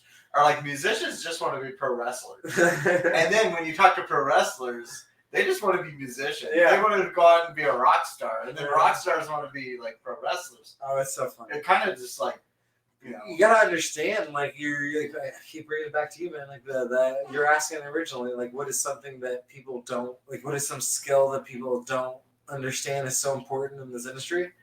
This is all show business, brother. Yeah, it is a sport. Yeah, it is pro wrestling, but it's a show business. So and I love it that you call it a sport because people are like, it's free. No, man, the amount of industry. How many injuries have you had, man? Dude, I've had so many TBIs, so many concussions, so many stitches. I liken it, and some people get mad at me. I liken it to ice skating because here's the thing: ice skating's in the fucking Olympics, right? So the breakdancing, right? Tandem, especially tandem. We're not talking about breakdancing, man. No ray guns here. Ray guns a heel in the industry. Anyways, tandem ice skating, especially because you have two people that are doing essentially a dance show, right? And what is wrestling but a dance show? It's all about perspective, right? Yeah. It depends how far you want to go with that. I could legitimately argue to add professional wrestling to the Olympics. Because it wouldn't be a, hey, this person won, he gets a gold medal. This person won, he gets a silver. It wouldn't be that. It would be, let's judge how good this match was, and then the two opponents were teammates. You know, I can kind of get that with what's it you call it? Like the swimming, Yeah. The tandem, or what is it? Yeah, I know what you mean. Yeah, the tandem swimming. Yes, yeah, like the. So I can kind of understand that, but like choreographed swimming. But this isn't all choreographed. This is all. No, it's not. That's the thing heck, that I love about pro wrestling. It's real. Like I as hate much as people want to talk people about, are like it's choreographed. I'm I like, mean, you should be backstage before a show because they work like. When you get to a certain, well, I'm not pretending that I'm at like some crazy level, but when you get to a certain level, pro wrestling isn't planned. Like it is about sure. Feeling like I don't think this is a secret. It's real. It is real. They know who's gonna win, and they might know a few spots that are story related, right? But other than that, it's completely up to the wrestlers, aka the artists, like perspective or option. Nobody would be better or worse than anybody else if they weren't good at improv. Well, that's kind of like in reality TV. Like people talk about reality TV. Is that real? Is it not? I have been a part of the Wrestlers Netflix documentary. Like it is. I can tell you as somebody like under oath, if you want to give me a Bible even. As with the Wrestlers Netflix documentary, like brother, that wasn't like as much as you want to call it show business. It was great show business. That was real. Like like pro wrestling is. I have at its core. My uncle's wife was a producer on Jerry Springer. On Jerry Springer, they would make the people like, "Hey, play this drama up." I don't think that's happening in the Wrestlers Netflix documentary, right? Like the drama that you see on there was actually fucking happening. That's the funny part. Like you expect like some things to be like the big like storylines and stuff. Yeah. It was the real stuff. Yeah. That was the actual. That was the juicy stuff. Yeah. And that's the same with pro wrestling. People want to trash on pro wrestling all the time with the fake stuff. Sure, at a certain level, like whatever. Like you're playing towards kids, or you're playing towards the cheesy crap, the Mick Foley, cheap pops. Yeah. But also, you might be playing towards the Mick Foley deep stuff. Like I'm not like, holy crap, you can get deep with this crap. Mm-hmm. But like this is a amazing industry. Like I have so much respect for this. It's such a weird business too, right? Like it's the weirdest business. Like when I was training, when you're training, your security, your so this is the funniest part. I think we talked about this at the beginning, but like the different paths you can take. I talk about this with my trainees. I took such a weird path. Like so many other people have like connection, or they have friends, or they've even been a part of pro wrestling since they were a kid. They got to be a part of it. I literally didn't see a pro wrestling ring until I met Jason Ayers, Billy Rock, until I started training to be a professional wrestler. And so I have a weird perspective. I'm very thankful. I have so much respect for this industry. Like the fact that I get to even see a ring in person, I am so happy for that. I know. Still to this day, every time you see a wrestling ring, aren't you kind of like...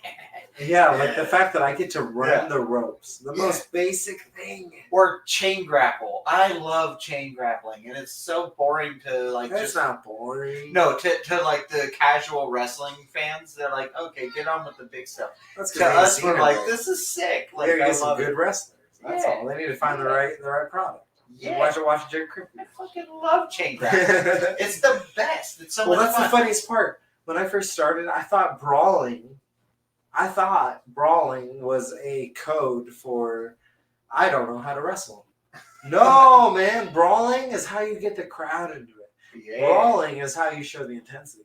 Yeah. Oh, this is I have learned so much throughout these years.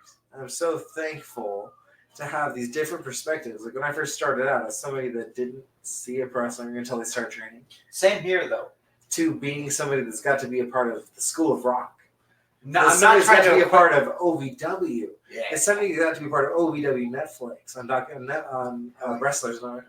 As to be a SAG actor on a wrestling movie. All because you went to a pro wrestling show one day. Yeah, right? I didn't even get to show. That's what I'm saying. Like, I just Googled train. Or because you Google, or that's what I'm Billy saying. Rock. Just because you Googled one day, like, who can train me?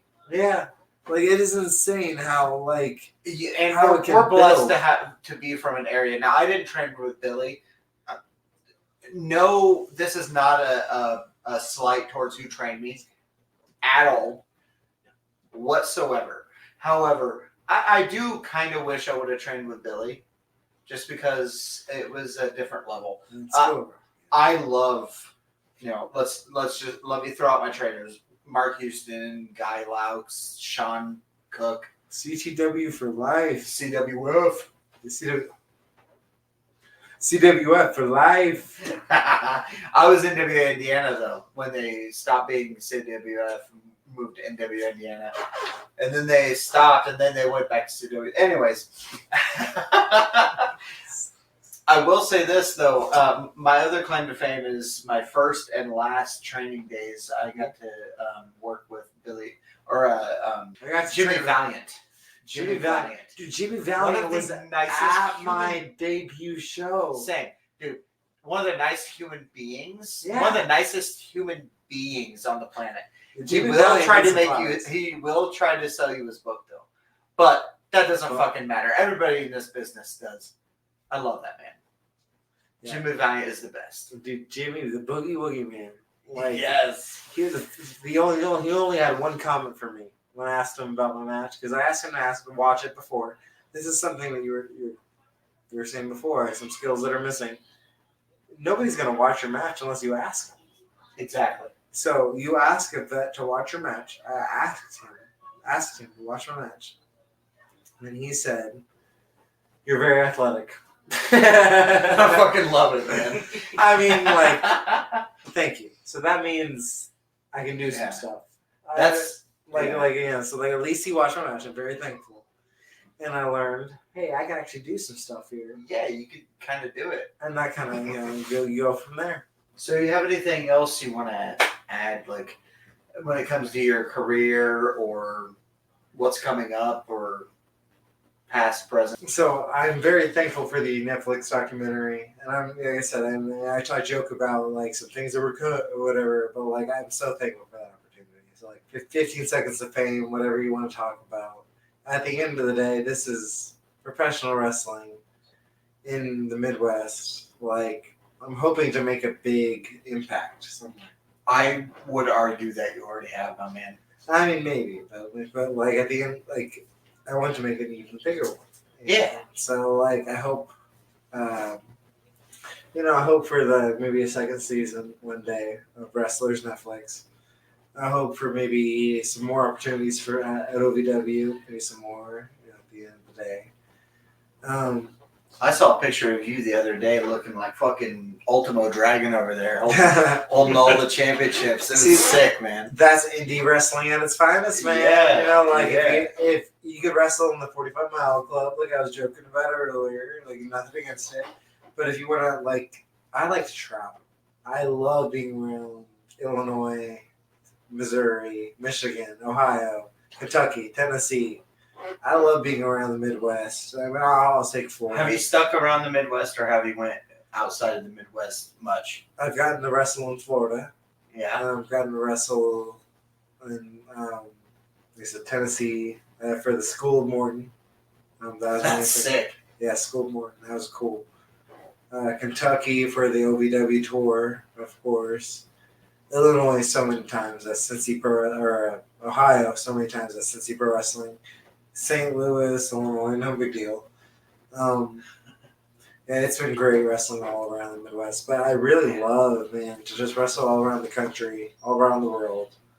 But got to be careful for those hot dog and handshake promotion. So one of the guys City Wrestling. one one of the guys who trained me, I was talking to him actually yesterday, and I'm not going to name names, but he told me this story about how he got called at 11. Well, he was working until 11 a.m. one day, and this promoter in California, we're in Indiana, okay? Yeah. This promoter in California was like, "Hey, we'd love to have you on our show someday. We'd love to have you on." And he's like, "Well, when's your next show?" And he said, "Tomorrow." And he drove 24 fucking hours. Yeah, that's a long getting drive. maybe 2 hours of sleep.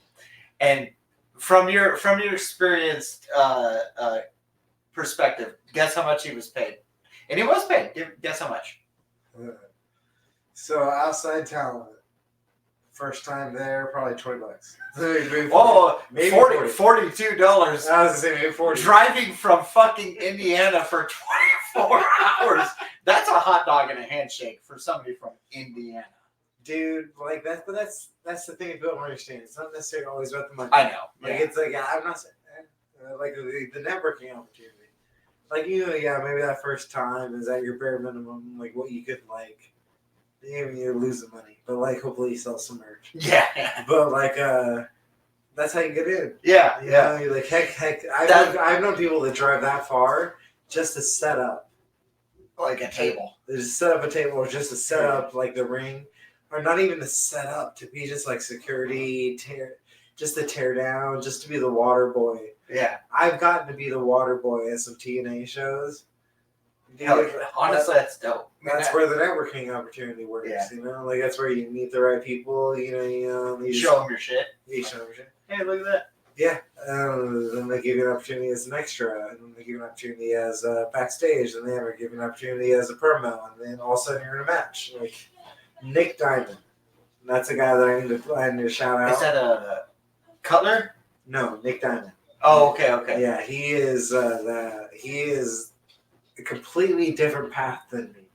Completely different. Like where I've done it, like I've tried. Like I said, OVW. I've done the OVW method. Like, I want to be on TV. I want to, I'm trying to. He's done it the method of trying out being the teardown crew for TNA whenever they're in town. And then he grew that into being an extra. And then he grew that into having a tryout match. This guy, Nick Diamond, is somebody that you should look out for. He's going to be making it someday to somewhere big. Because he has taken a path that is his own. It's completely different. He doesn't got his foot in the door, and now he's just kind of inching his way in through there. Yeah, and when you have the talent as somebody as Nick Diamond, I'll talk about myself. Big Whiskey Jerry Kripke. I was just about to say, like, opportunity. I tell people the same shit about you. Like, watch out. Yeah, my man's gonna make it big. Like, it's just a matter of time. You might be in the drive-in. Like some silly company, I'll be at a drive-in right before they rebrand to some big company. But that's the beautiful thing, you hear that story for all kinds of people are like, "Oh, you want to go back to wrestling in front of 4 people at a drive-through theater?" Like, but you're actually standing doing a promo in front of. There's so many paths in this business. Yeah. Like whether you want to take what a path I took, or do you want to take a weird business. Nick Diamond, doing the extra route, or do you want to be part of you want to hitch yourself to a training company and just hope that they have the right connections. I mean, you can, but like there's so many paths you could take. Yeah, and that's the great thing about professional wrestling is that it's an art form, man. Like, you may not have like a definitive route. It is. And it got to start in such cool ways. Like, I don't know, the whole business of wrestling is. That's why this podcast is called We Love Wrestling podcast. It's like, it's such a weird it's such a weird podcast. I mean, we're kind of weird. I'm weird shit. But no, it's such a weird business. That's why I love it. Well, before we get out of here, Jared, I wanted to ask you. You've mentioned a few different times throughout the program your checklist for your career. So what I want to ask is, what's next for Big Whiskey? Oh gosh, that's a big question. Because like so much of my career has been the checklist, like you're talking about. Like at the very beginning, like the early days, like it was just like giving a power bomb, taking a power bomb. Like we were joking about earlier, like I was one of those weirdos. And then eventually I had to I like didn't have the choice. and eventually I came up with some more checklists, and then like I said, OVW, Netflix. I've been part of a movie. I've held the Ultimate Dragon. Like I've had five or six different titles at once. Like Yeah, his arms out, like yeah, all the different belts. I loved it. I'm so very thankful for the opportunities I got to be a part of. It's just, what is next? And honestly, if you really look at it, I haven't done nothing yet, man. Like there's so much more to come up with. This is just Sky's the beginning. limit, dude. Yeah, the sky's the limit. This is just the beginning of Big Whiskey, Jared Kripke. Like this is the early days still, and so we're very thankful. But so some big things coming up is that I am teaching my first seminar on October 12th in Logansport, Indiana, my favorite venue, the State Theater. Got my own bathroom, got my own viewpoint, all of that. I love it. But yeah, I'll be teaching my own seminar October 12th. This is my first seminar, so like I am aware that I have a lot to learn, and I am still learning. Here's the thing: you say it's your first seminar, but I've been in training sessions with you. It's just, what is it? What's different? I mean, It's the kind of the First same thing, official honestly. Yeah, it's seminar. official. first time you've been billed as having a seminar, but I've been my trying to friend, spread what I've learned. you've kind of done it already. So don't get too much in your head for it. But that's the next checklist on the check mark on the checklist. I want to make my mark in the industry, and I talked about at the very beginning. Like I'm known for traveling. I may not be known as the indie area guy or the Midwest guy, but if you actually look at it, I am ranked number one in the Midwest. I have had some big accomplishments over the past 9 years. But I am hoping my next goal, like my next check mark, is to maybe make a dent in my local area. Like Lafayette, BMFX, I want that to be a big thing. I want to be known as the Indiana guy, the Midwest guy. I hope that movie comes out sometime soon so that I could actually, talk about that in a little less undertones. A little less coy about A little less cool. become the drink king of Indiana. Oh, brother. Again. Honestly, Anybody with the King of Ring tournament? Find your guy right here. You got the drink king. Who wants to be the king of Indiana? It's me. But on top of that, the seminar, I got my big things coming personally. Aside from that seminar, of course, I'm still the Ultimate Dragon of the Midwest. I'm gonna be. I have. He's in my top 5, by the way, so that's a big bill. But I agree.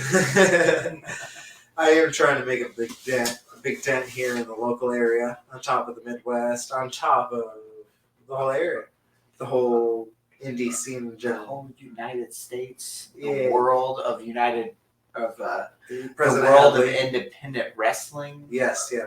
President Hadley, all that. And this might be too political, man, but I think you should run against Hadley. Oh, you know what? I'll be his. You could be his vice president. I'll be his DD. Oh.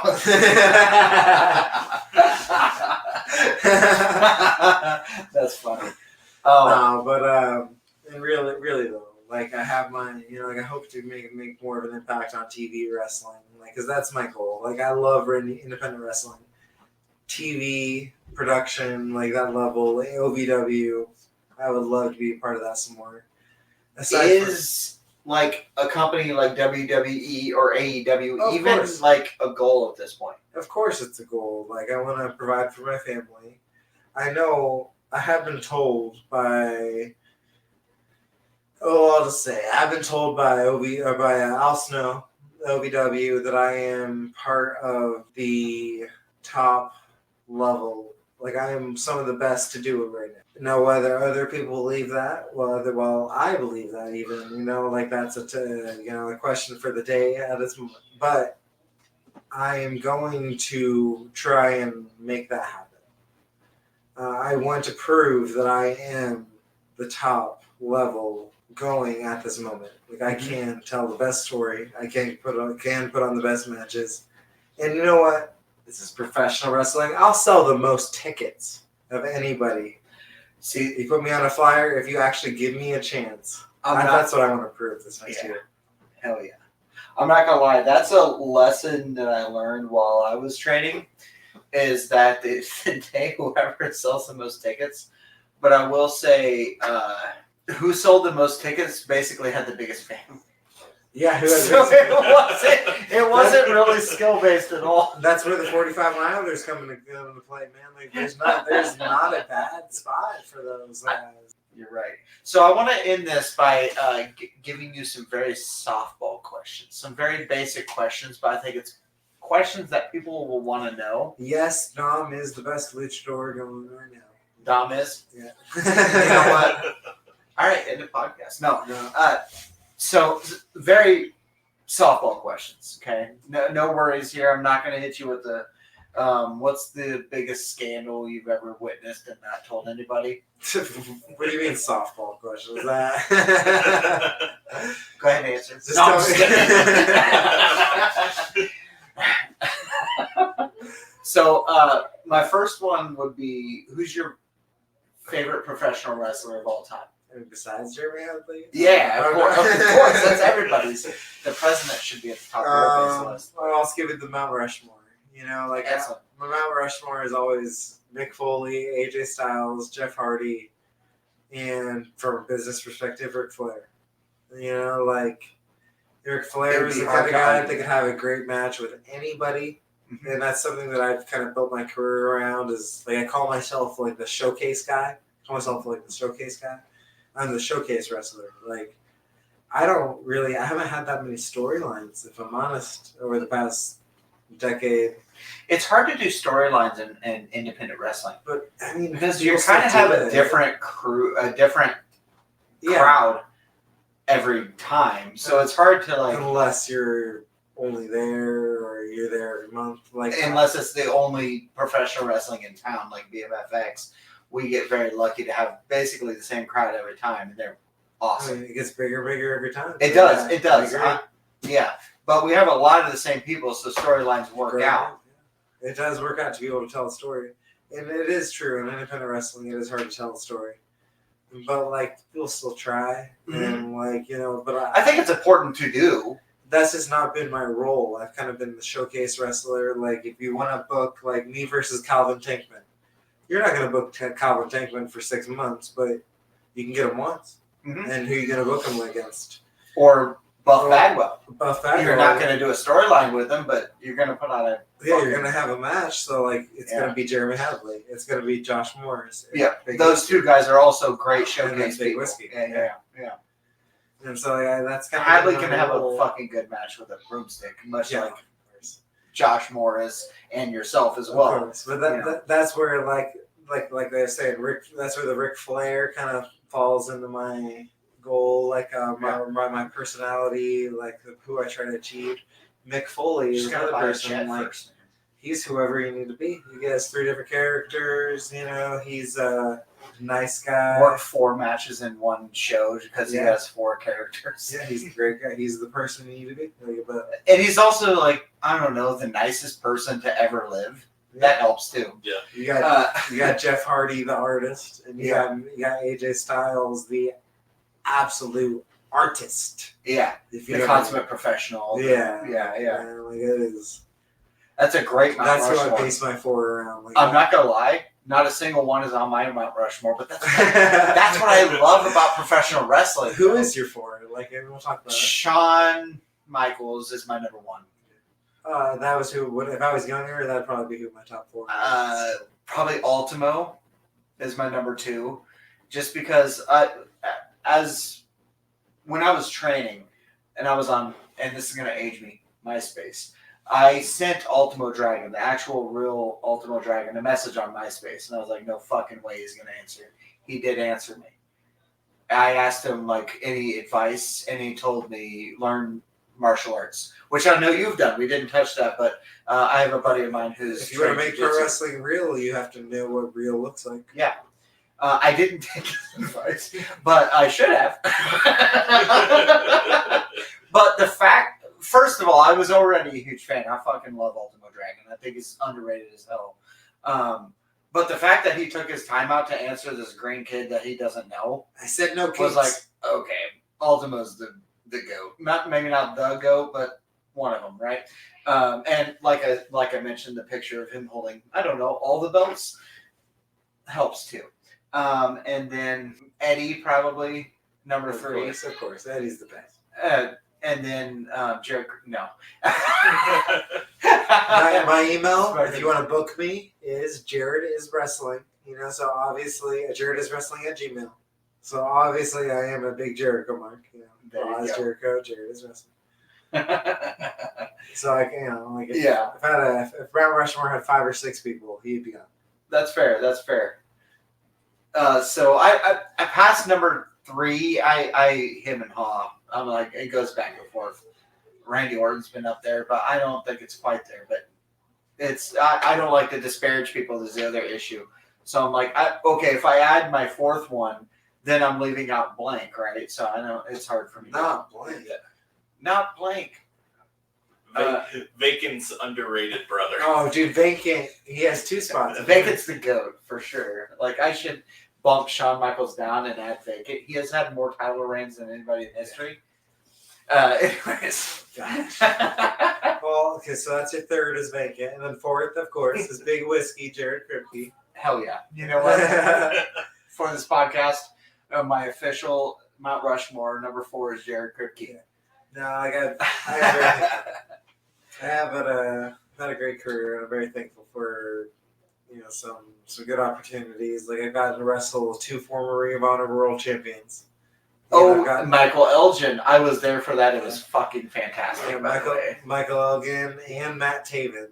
I wasn't there for He's that. killing it in the Undisputed Era right Yeah.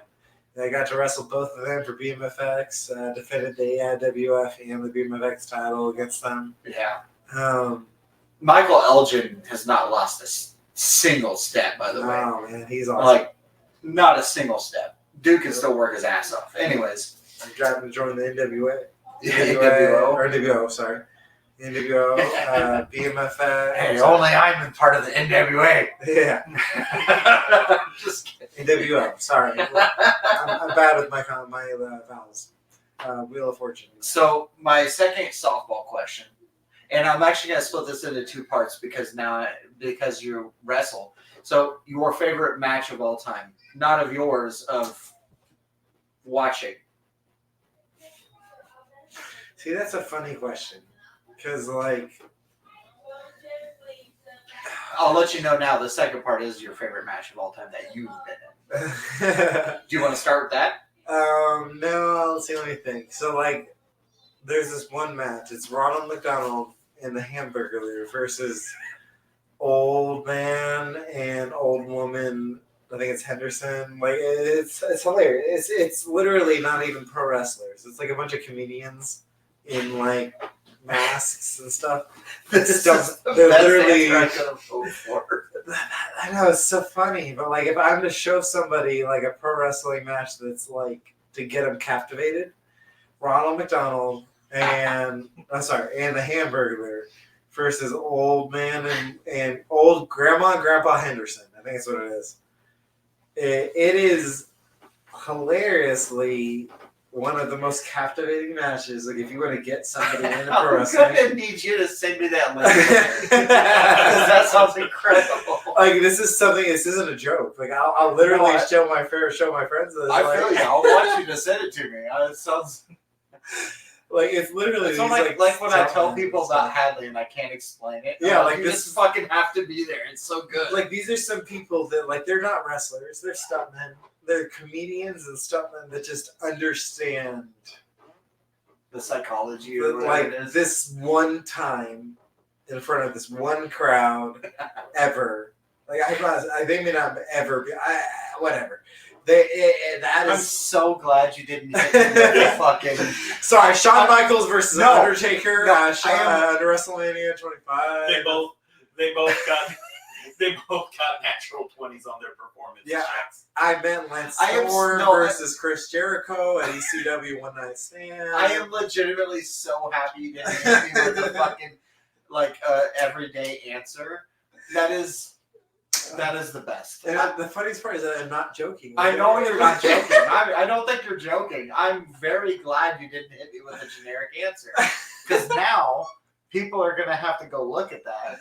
It and really that's is incredible. And you're gonna have to show me, and then the next show, the next episode, I'm gonna have to mention it. Be like, oh really shit, is. he was right. That might be my favorite match of all time. Like just like the pacing of it. Like I'm not a deathmatch guy, but Neither am I. they go a little far. But it just If it fits, it fits though. it fits. That's the thing. It fits. Like it's how you make how do you turn a comedy Did match into a Ronald series? force feed the grandparents a cheeseburger? Is my It question. is the ultimate underdog match. Like you want to talk about Daniel Bryan or Sami Zayn Or Rey Ricky Mysterio. Steamboat, Rey Mysterio. Like you can go far back as you want. The ultimate underdog is Rey Mysterio in a 2-on-1 against the Hendersons. Or the old yeah. Oh, that is literally where it's at. But if you want to go a step away from some indie wrestling, the best match that I can think of, I'll just randomly off the top of my head. I mean, not randomly because I'm thinking about it. But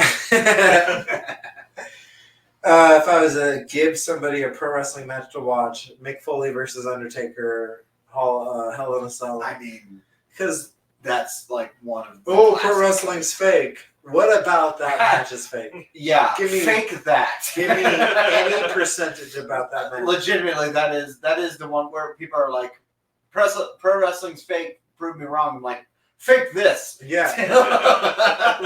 Those are just two guys. Or any giving, match Shane McMahon has ever been in. Oh, people. I put him on my Hall of Fame or my Mount Rushmore. People talk about Mick Foley.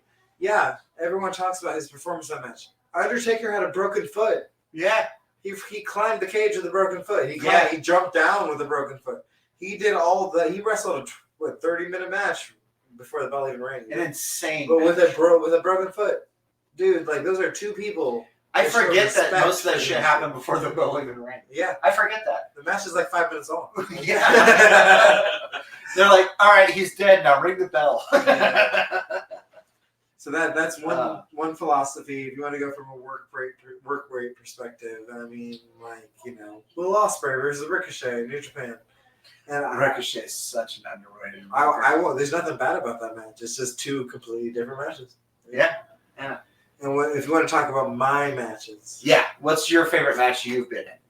I mean, my last match. Is that always the answer? I love that. I mean, if you're doing it right, your next match or your last match was always your best match, right?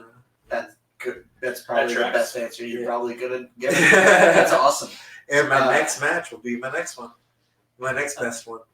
But if I just have to throw some random ones out there, Luke Curtis at the I Quit match, they could have been paced a little different, but I'm very thankful for that match and what it did, and what him and I were able to put on. It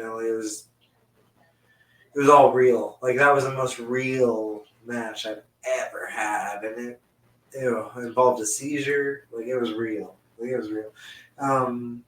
Carson Drake, me versus Carson Drake at Warrior Pro Wrestling in Danville. I still never made it out there. I need to. It's a good one. It's good. Yeah, I've never seen anything bad about it.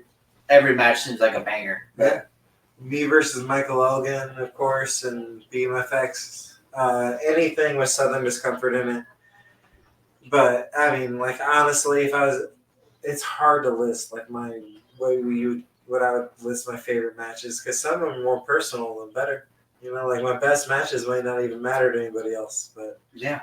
if you look up anything on Skyconic Wrestling and look up BMFX Jerry Kripke on Skyconic Wrestling, you're gonna find something good, because I don't give half-ass, half-butt performances. I don't give 50%. I give it all. So, I hope that whatever the most recent match I have is the best match. That's the best answer. I didn't expect it. It's the best answer I could have expected, but that's part of the being a professional that you were talking about. I try, man. I try. Like, I did some cool spots here. Well, that doesn't really matter. Doing the most for the industry, showing the most respect, and just giving your all. You know, like there's people that pay money. There's the fans, of course. There's promoters that pay you money to give it your all. Like, I just try to make every match I have the best. Yeah. There's guys I've met that are like, I'm just trying to steal these suckers' money, you know.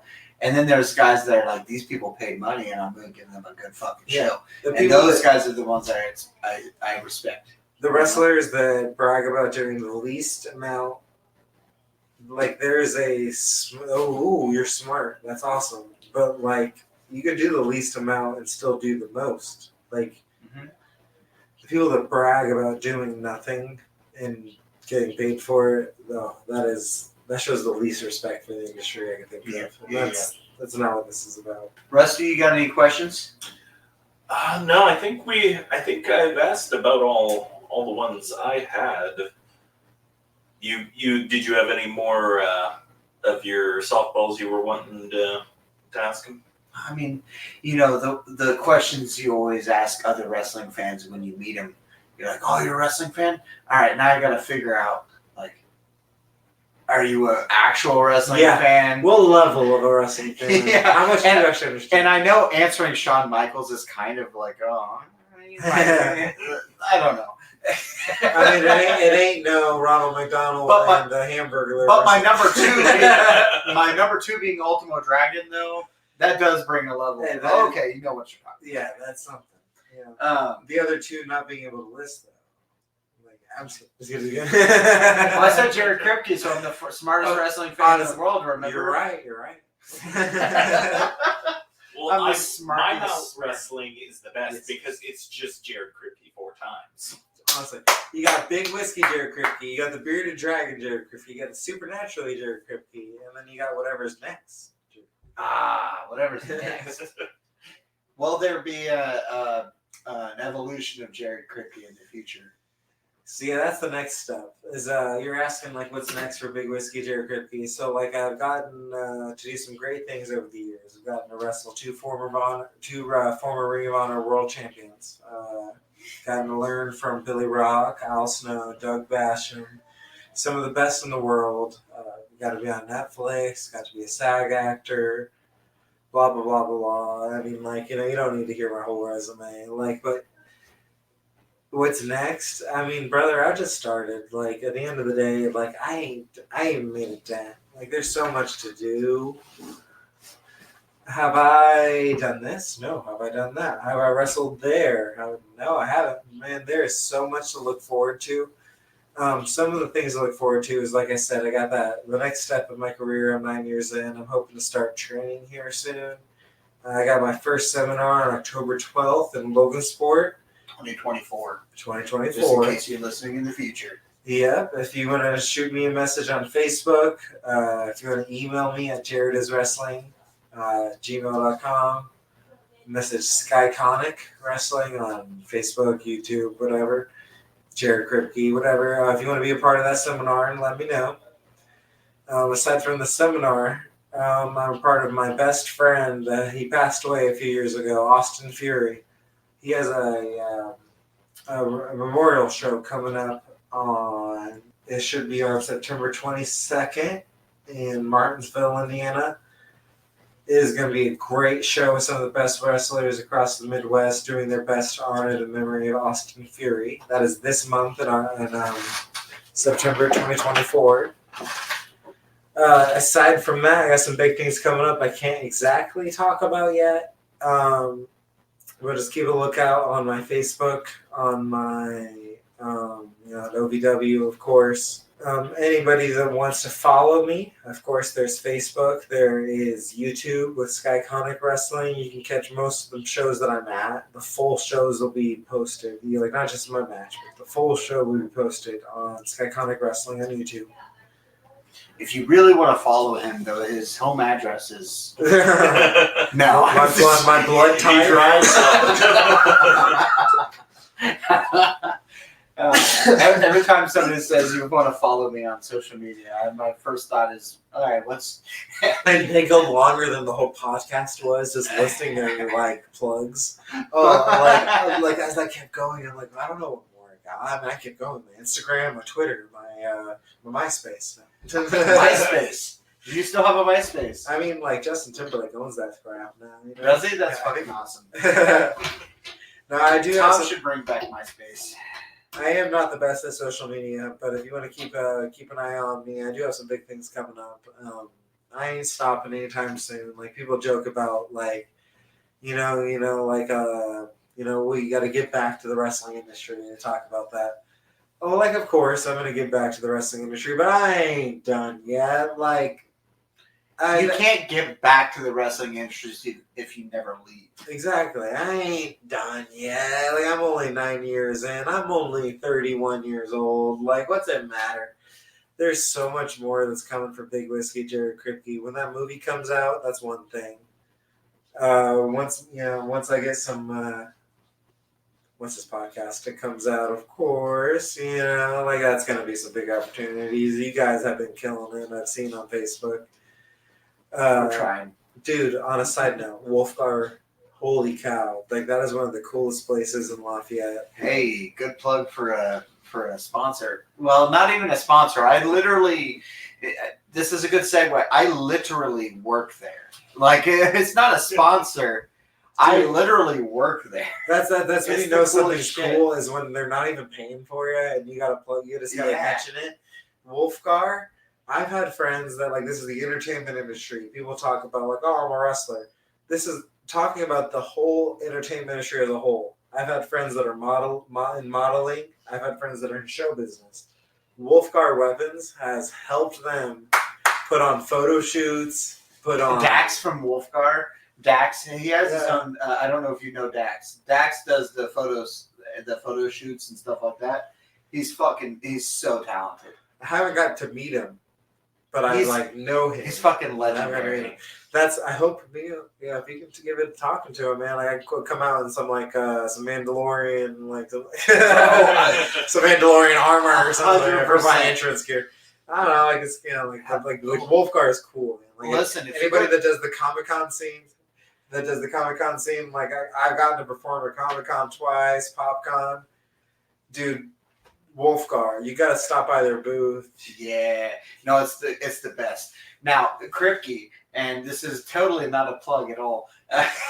Kripke, if you go to wolfgarprops.com, that's WULFGAR props.com, and you use the promo code NerdDad5 off, 5% off your order. That's awesome. Okay, so that's legit. I know I'm plugging for a podcast right now. I was about to say, you said this wasn't a plug. The funny part is that I'm literally not plugging. Like, I just know this company as a local. Like, legit. this is like legit company. James that owns Wolfgar Props.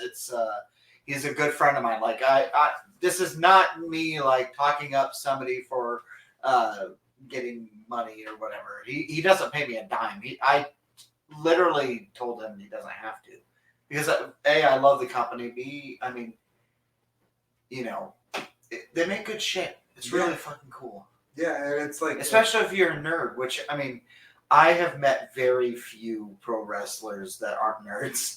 Yeah. It's kind of weird when you meet somebody that's like, I ain't a fucking nerd. Like, do you know what business you're in?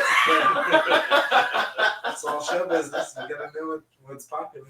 It's okay if you're not a nerd. It just kind of makes me it takes me back for a second. And this is inside baseball, but it's okay. I'm gonna add this. The amount of pro wrestlers that play Pokemon Go is insane. Jared's been playing this while doing the podcast. I have caught Pokemon in the. There's a local wrestler, and honestly, it's probably fun. Excalibur has literally said, oh, I got to go do my match. can you catch this Pokemon for me? Yeah. And I catch his Pokemon while he's out chopping Dude, the like, shit out of somebody. The funniest thing is, like, we're at shows, and me and Excalibur, like, Euchre Club for life. Him, me, and Austin Fury, like, we started the Euchre Club, which is like, you know, the Midwest Bullet Club. Yeah. Because what's more Midwest than Euchre? Euchre? Yeah, that's fair. That's fair. So yeah, we're the Midwest Bullet Club. We're Euchre Club. But yeah, me and Excalibur. That guy's, by the way, like the coolest person ever. Oh, dude, great guy. He's the Austin Fury Memorial Champion right now. Beat me for it. But he's Team Red or whatever that is, and I'm Team I think Valor or whatever. I'm Team I'm Mystic. Yellow, whatever that is. I forget. Instinct. Oh. But either way, him and I, like, it's funny when we have in our matches, and even if we're wrestling each other, we'll be fighting each other for the gyms. Because most Pokestops are, you know, like most venues are at a Pokestop. Yeah. Yeah, we're fighting each other.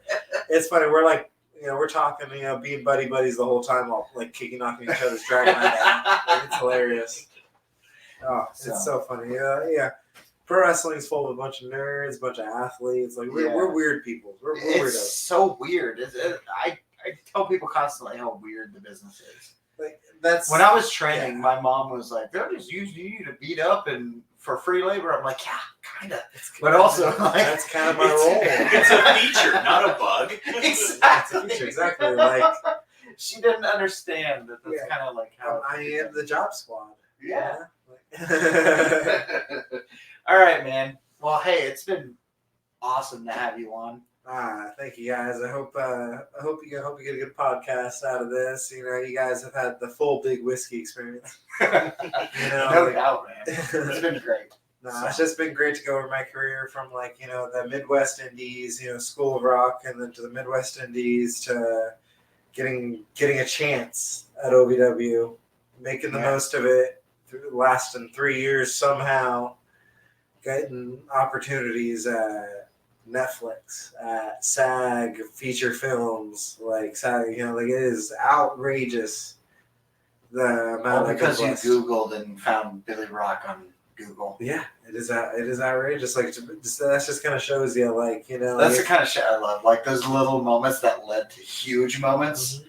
Like when I was in Payless and somebody was like, "I heard there's a show." Not even training. I heard there's a show nearby. And I was like, "Well, I'm gonna go to that." And then all of a sudden you find out there's some training. You just show up early and set up the ring. It's like, oh, okay. Exactly. And you show up earlier. It's just wild. Like, yeah. Like, this is a great opportunity, a great world I've gotten to be a part of. And from coming from nothing, like no connection at all to this industry, to getting to be a part of. I mean, you know, knock on wood, I hope my stuff doesn't get cut, but like getting like just like a Netflix documentary, like getting from literally nothing to like Netflix, SAG Film, OVW multiple years. Like, I'm somebody that shouldn't have made it, you know? Yeah. Like, it's just cool. I'm very thankful to have a God that blesses me the way he blesses me. I'm really thankful to have a woman that supports me, have a family and kids that just are like it, you know, to have a mother and a father that will show up and buy tickets. You're surrounded by cool people, which is like awesome. Yeah, a great support system. And then on top of that, finding Billy Rock, finding OVW, finding Southerners Comfort. Billy's legit to go. Yeah, it is. He is. Yeah. And then Al Snow, man, like, to be at OVW, I don't know, at a point where not only is it OVW, it is Al Snow, Doug Basham, Netflix. Like, to learn from Doug Basham, people don't understand. People just remember the Basham brothers and don't really, like, understand their impact. Him and Al Snow were at WWE at its peak. I mean, it made people talk about it, you know, financially, it may be at its peak now. I'm talking about when it's like, that's when the people I'm learning from were at WWE. Like, I get to learn from the toppest level. It is insane, man. Like, I'm so blessed. So very blessed. Yeah. All right, man. Well, Rusty, you got anything else? That's also an ongoing joke. Rusty. That's an ongoing joke. Rusty's, No. you got to see me wrestle once in person, right? Actually, I believe it's about 2 or 3 times, but What, but like, every this isn't a cocky thing. I'm just genuinely asking. Like, what do you think? legitimately, every show I've been to where you've been on the card, you have had the standout match in my And that's not a diss on the match in card. Like, that's No, opinion. that's a compliment to a good card. yeah. Like a card full of good matches. Oh yeah, well, I'm not saying like I'm not saying like the rest of it's bad. I'm just saying I think that yours is always the one whenever I'm on my way back home, I'm always thinking to myself. You must have saw the Jeremy Hadley matches then. Yeah, I'm not dragging them down.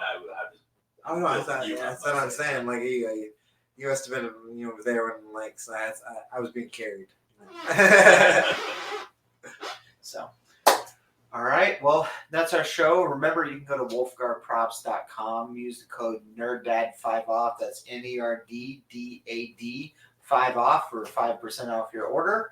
Other than that, anybody that's looking to learn anything about the beginning part about being a professional wrestler, you can message me on Facebook, Jared Kripke, Kripke, on Facebook. Jared is wrestling at Gmail to learn how to be a part of a seminar, October 12th. and honestly, 2024. he'd probably answer it even after the fact. Like he's a fountain of knowledge and great guy. So, yeah. Rusty, you got anything? Yeah. And with that, we're out, guys. Thank you for coming on, Jared. Yeah, thanks again, Jared. Thank you guys. Cheers.